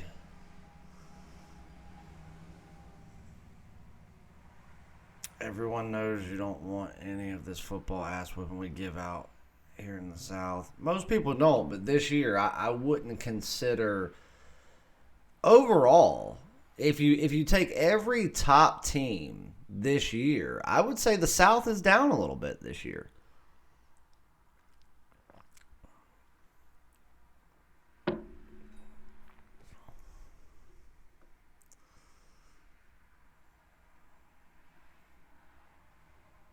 Still think it's funny Frost at Nebraska told Burrow he wasn't better than any of their QBs they had on their roster when he was trying to transfer there. Again, Colton, though, that's not 100% false. Joe Burrow is only as good as the chances he has to be good. If he had an average offensive line, which Nebraska's got a below average one, if he went to Nebraska and had to play with that offensive line and those weapons, guess what? Joe Burrow, nobody would even know his name.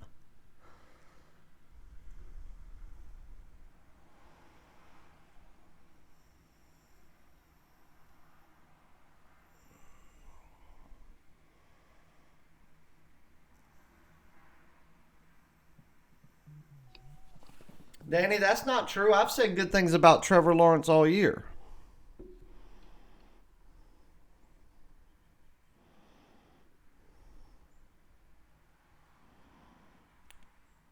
I just state facts about the young buck.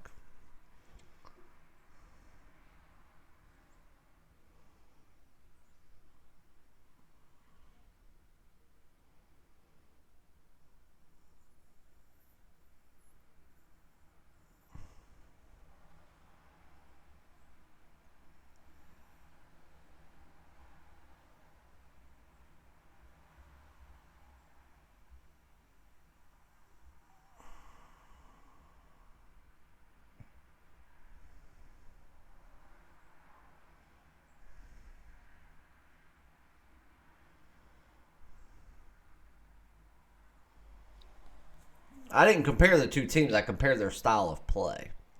Wisconsin and Clemson. Wisconsin is certainly not Clemson, in my opinion. They just have similar styles of offensive play.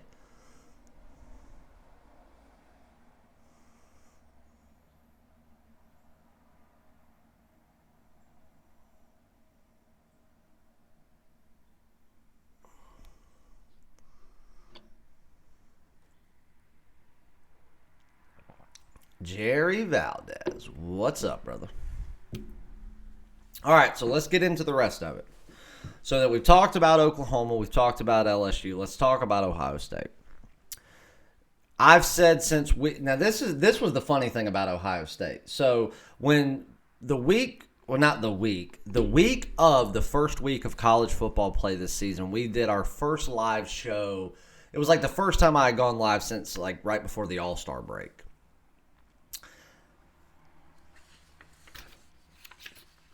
Skip, I know they're much more talented in Wisconsin. That's what I'm saying. I'm saying that their style of play, the systems that they run, are very similar. I clearly said that Clemson is worlds above talent-wise. That doesn't change the fact. I mean, there's high schools that play the same style that Clemson does. It doesn't make them as good at it. But that week, it was 2 or 3 days before the first Saturday of college football. One of the people tuning in asked me to say who I thought the top 5 teams were going to be this year. And obviously I told the person, I said, listen, you can't predict that. And even if you think you can, you will inevitably be wrong about some of it. Because things always happen in college sports that are unexpected. And that's never going to change. So then he said, well, where do you think, based on the teams that you see right now that are getting ready to take the field, with all the information you have, saying that no team deals with any detrimental injuries, coaches getting fired, yada, yada, yada, come midway through the season, who would you give your best guesses to your top 5 teams? I told him Alabama, Clemson. See, I said something good about Clemson there. Ohio State, and that's what we'll get back to. Florida and Oklahoma. And I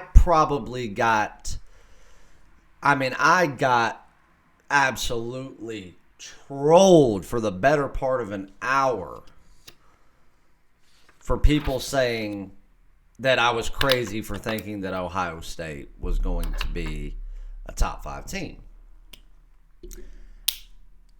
And they kept bringing up so-and-so said this, so-and-so said this, new coach, their new system, this, that, and the other. They're not even going to be a top 10 team, may not even be top 15. It's going to take at least 3 years for Ohio State to get back to relevance in national championship talk.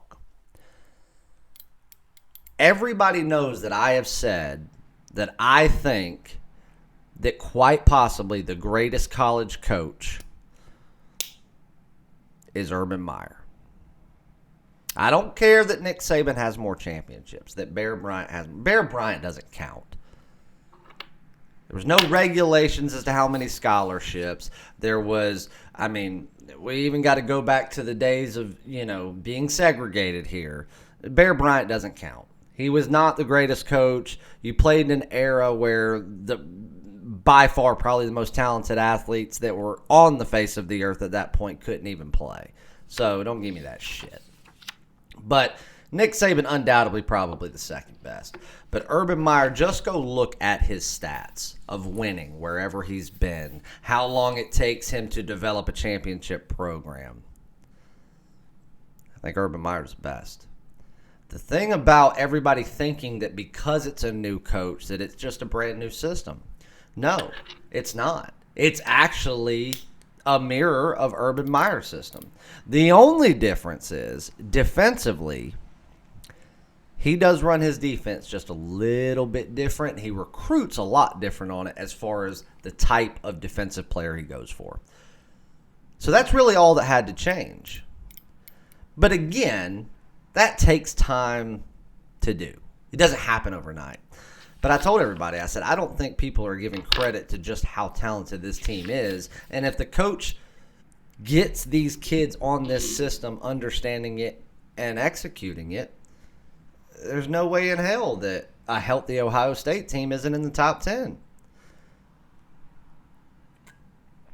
We get 2 weeks into the season, and I said, Ohio State's the best team in college football, and you've watched them play for the last 2 weeks.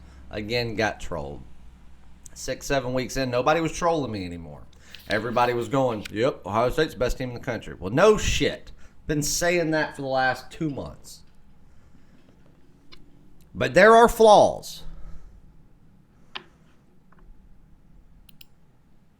And the flaws are they have to go up against Clemson. They have to go up against a very fast, very motivated, very talented, and very well put together football team. There's not very many flaws in Ohio State. The only flaws are that they have to play someone that, truth be told, when it comes to a complete team, is probably the only other complete team in this playoffs, and that's Clemson.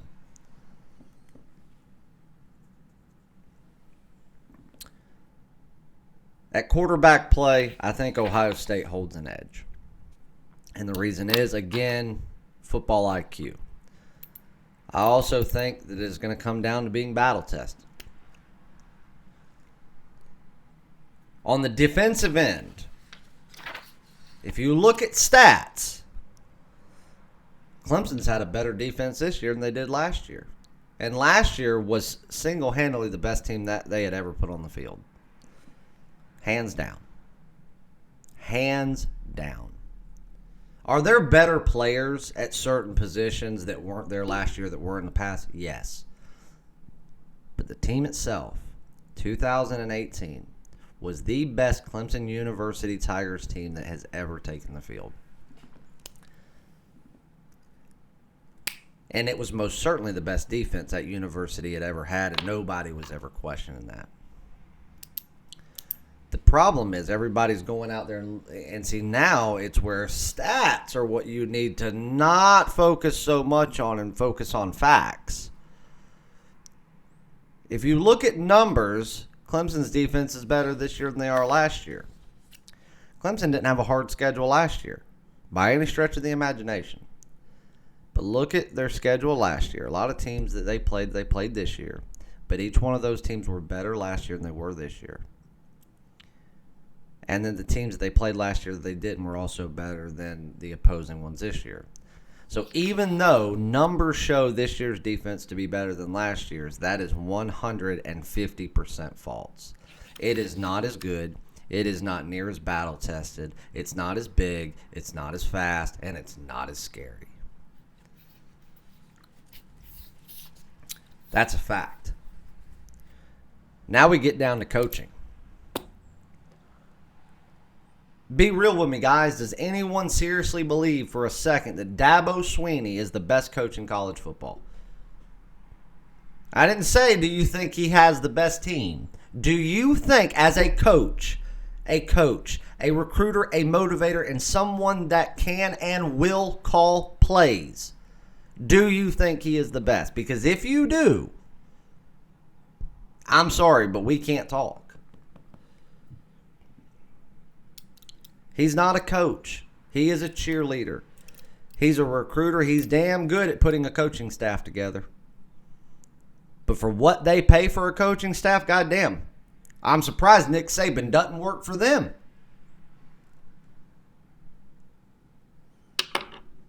Brent Venables is and has been the head coach of that team for a long time. And for as long as he's there, he will be. And I keep hearing the same old bullshit. Venables will never leave because he's the highest paid defensive coordinator. He's being paid more than most head coaches, and his kids go there. Well, that was the same exact thing that they used to say about Chad Morris. And guess what? SMU comes calling. That son of a bitch was out of there so fast you could see him smoking all the way to Charlotte. But in my opinion, why would Venables ever leave? You play in a cupcake conference where you play or you coach a team that's good enough to play in any conference in football.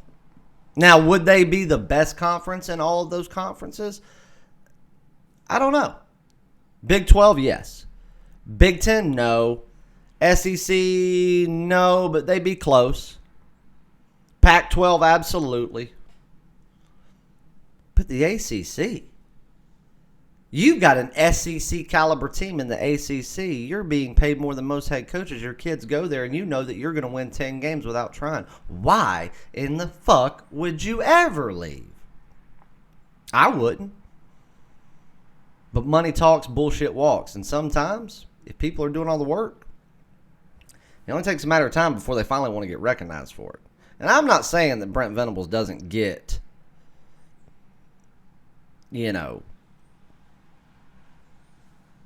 thanked for what he does, recognized for what he does. But he doesn't get recognized for half of what he really does.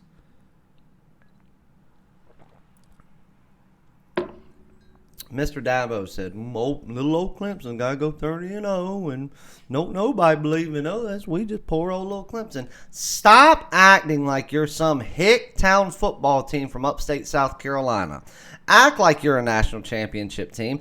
Act like you've beaten all these SEC teams. Act like you are the best program in the country. You crybaby bitch. Act like it. Nick Saban don't go out there and say, oh, poor old Alabama's got to go 30-0. Don't nobody want us in. You didn't hear it from Urban Meyer. Hell, you don't hear it from Lane Kiffin's babyface ass. Act like you've been there.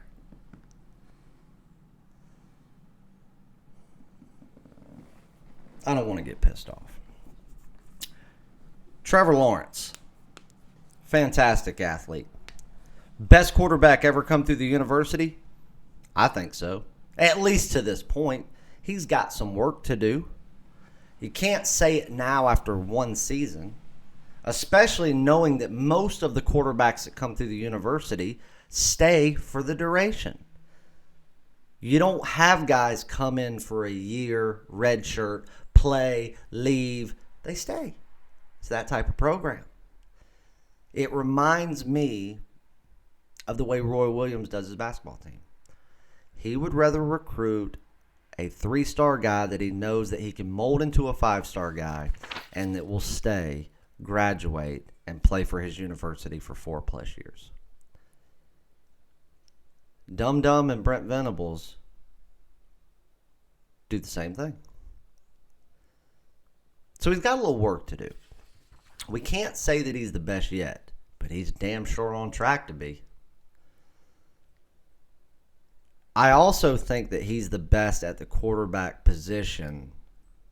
If Trevor Lawrence walked off that field today, never came back, no one ever heard from him again, I still think as far as a quarterback, the way a quarterback is meant to play, Trevor Lawrence is single-handedly and hands down the best quarterback the university's ever had. Deshaun Watson?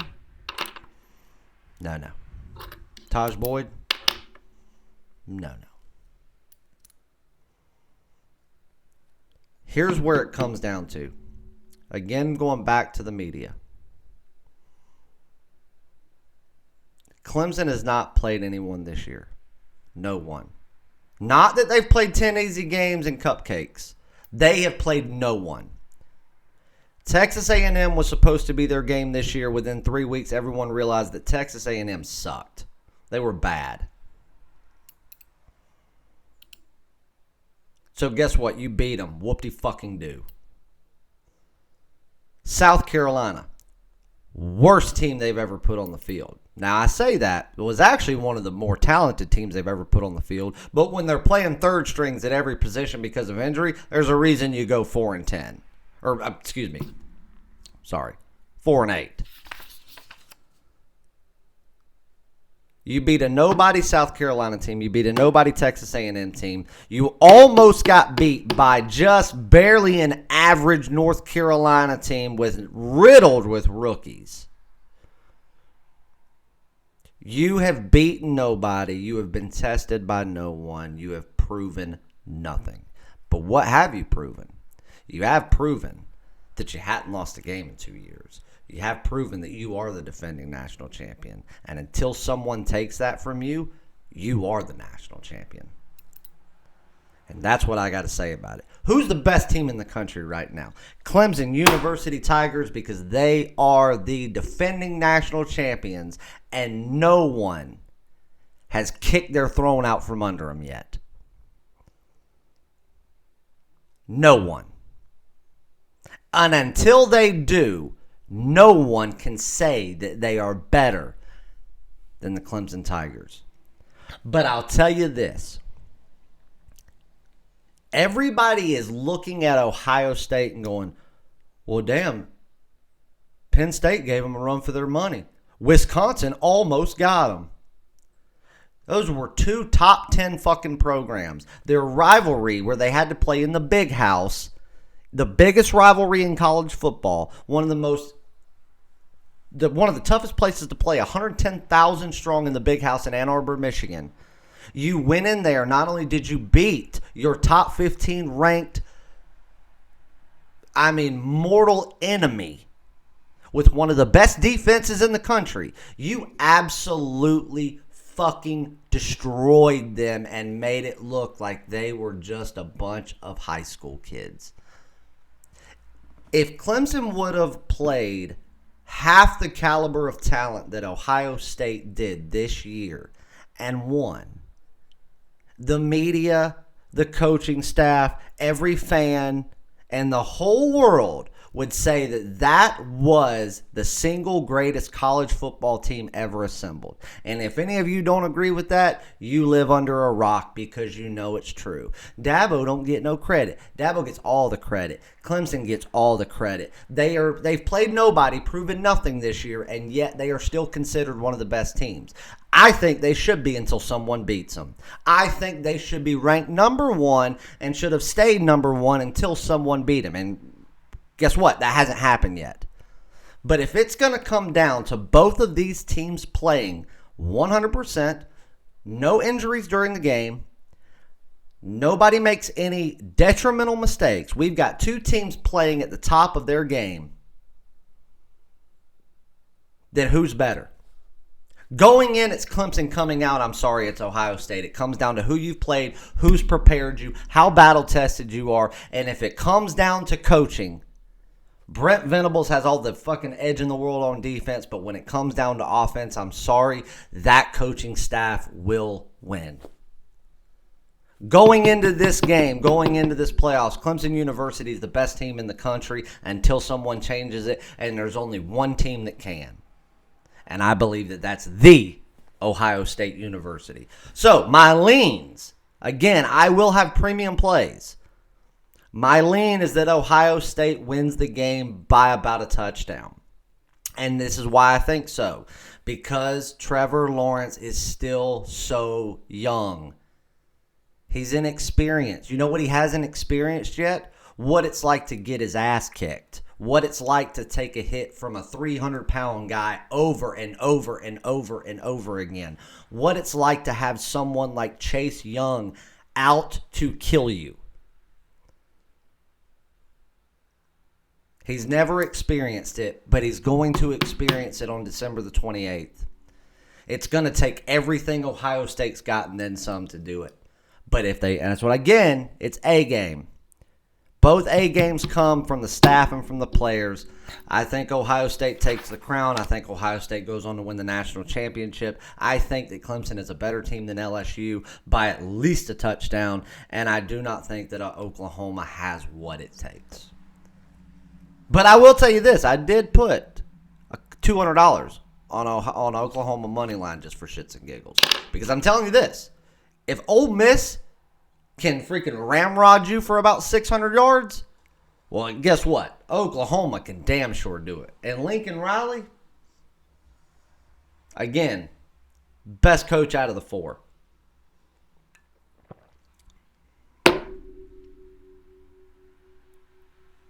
Well, guys,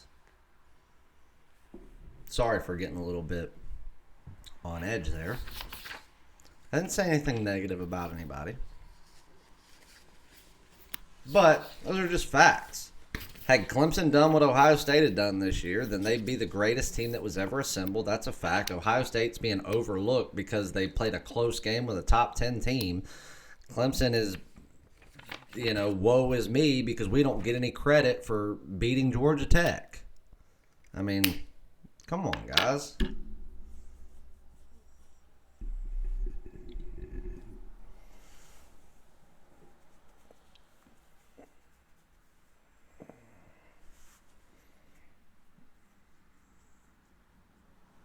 Now, again, I don't want anybody in this chat that's not on a package to come back on Monday and be like, well, hey, remember what you said about Oklahoma and yada, yada, yada? You were wrong. I lost money. I'm not telling you to play any of this. You want to know what I'm playing and putting my money on? You need to buy a package because I will have at least one premium selection in college football playoff action this Saturday. At least one. I hope to have a play in both games. I'd love to have a premium play on the side in total of both games. I'm not going to force anything. We'll have to wait and see. I'm going to break it down further. I'm going to wait and read a couple of practice reports because they will happen. LSU's already on site. They're going to be running 2 full-blown practices this week. So I want to read those before I place my money anywhere. So if you guys want to know where that money is, I know most of you are already on my packages, but I know that somebody will inevitably pick out one thing that I may have had a lean on that was wrong, and they're like, you lost me all my money, and now my kids had to be sold for, a turkey dinner. Well, I'm not telling anyone to bet anything. Those are things that I want everybody to look at before they listen to someone like Shannon Sharp or someone like Max Kellerman. Because Max Kellerman also thinks that Dabo Swinney is the greatest college football coach of all time and that Trevor Lawrence has been shafted by not winning the Heisman.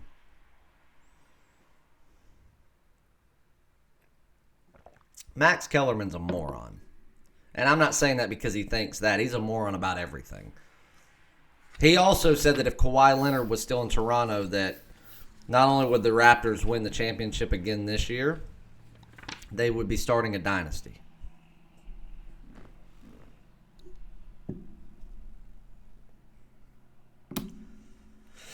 Oh, well.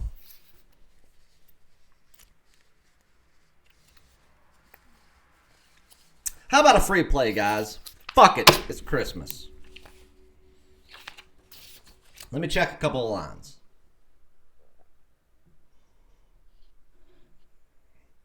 I do think that how much Ole Miss got out of them was a fluke. Super Jew. Garrett, what's that mean?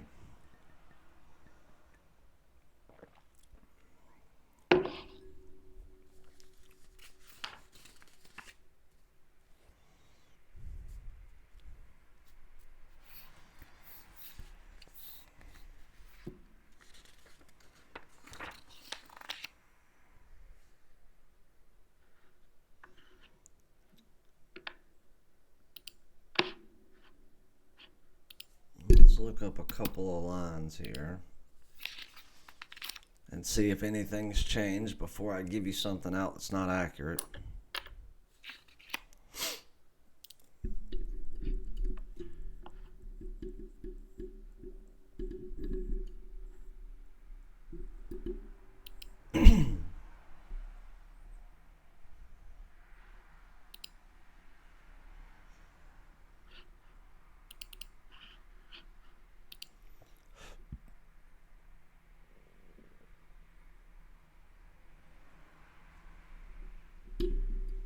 Yeah, Garrett, calm down with all that.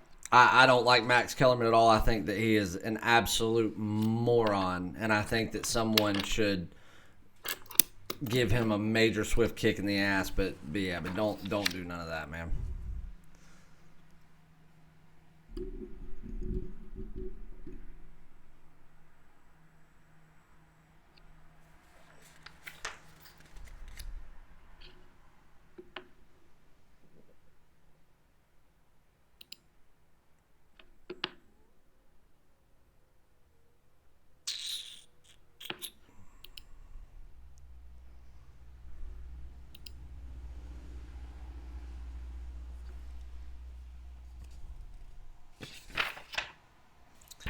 Guys, I like Dayton tonight. The spread's too high. It should have opened up at about 23, but Grambling State's terrible. Dayton is playing as good as they possibly could. So for fun money, don't hesitate to drop 26 and take them.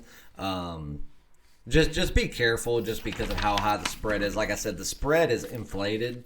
It's a little bit of an overreaction as to how they played in the last couple of games, but it's warranted. It's not necessarily justified at every angle, but I'm not scared to lay 26 with them. I don't know that I would put my normal premium amount on a team like that at that many points.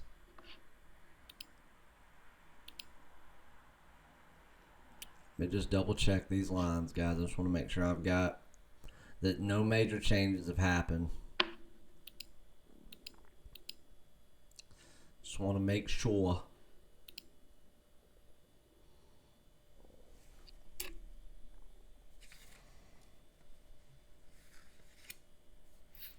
All right, I've got this one.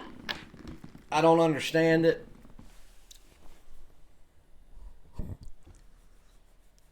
Either we're getting ready to walk into the biggest trap ever and we just can't see it, but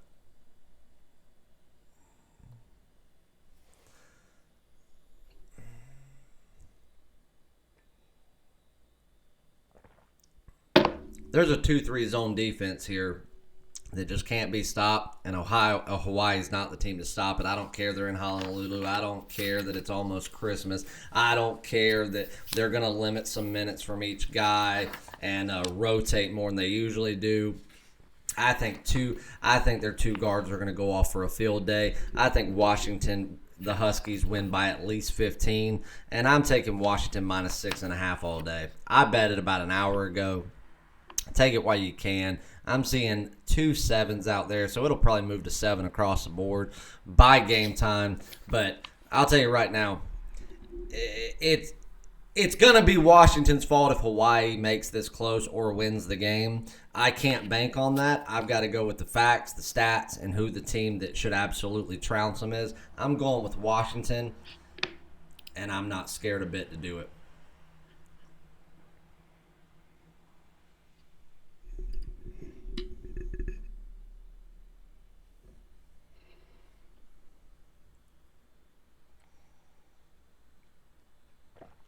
Yeah, they will. And not only that, Hawaii tries to run that 2-3 zone as well. And we know Washington's coach used to work under Jim Boeheim, who's the greatest 2-3 zone coach in the world. So he knows everything there is to know about a 2-3 zone defense. So it doesn't matter if Hawaii's good at running it or not. Washington's going to break that 2-3 zone down, force them to play man-to-man, get them out of their comfort zone, and they're going to roll.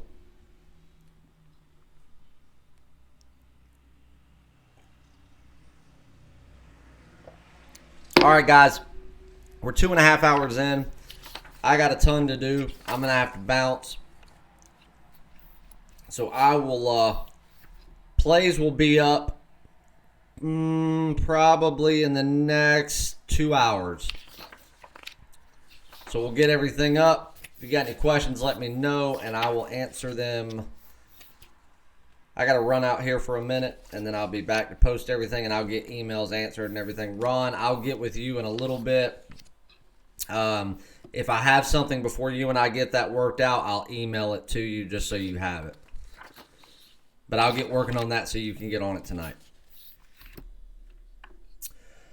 All right, guys, it was fun. I will be back on Friday. Probably will not see me until then. All premium clients, probably nothing tomorrow. We'll have basketball on Christmas Day. We'll be back in action on Thursday. And then we'll kickstart what's going to be a big weekend. Guys, if you buy the 7-day package today, you will get an 8th day for free because more than likely there will not be a play for tomorrow. So that way you don't miss out. You still get 7 full days. So today, $99 buy 7 days. You'll get extended for an 8th day to ensure that we do give you 7 days. If something happens and we do have a play tomorrow, it's just on the house.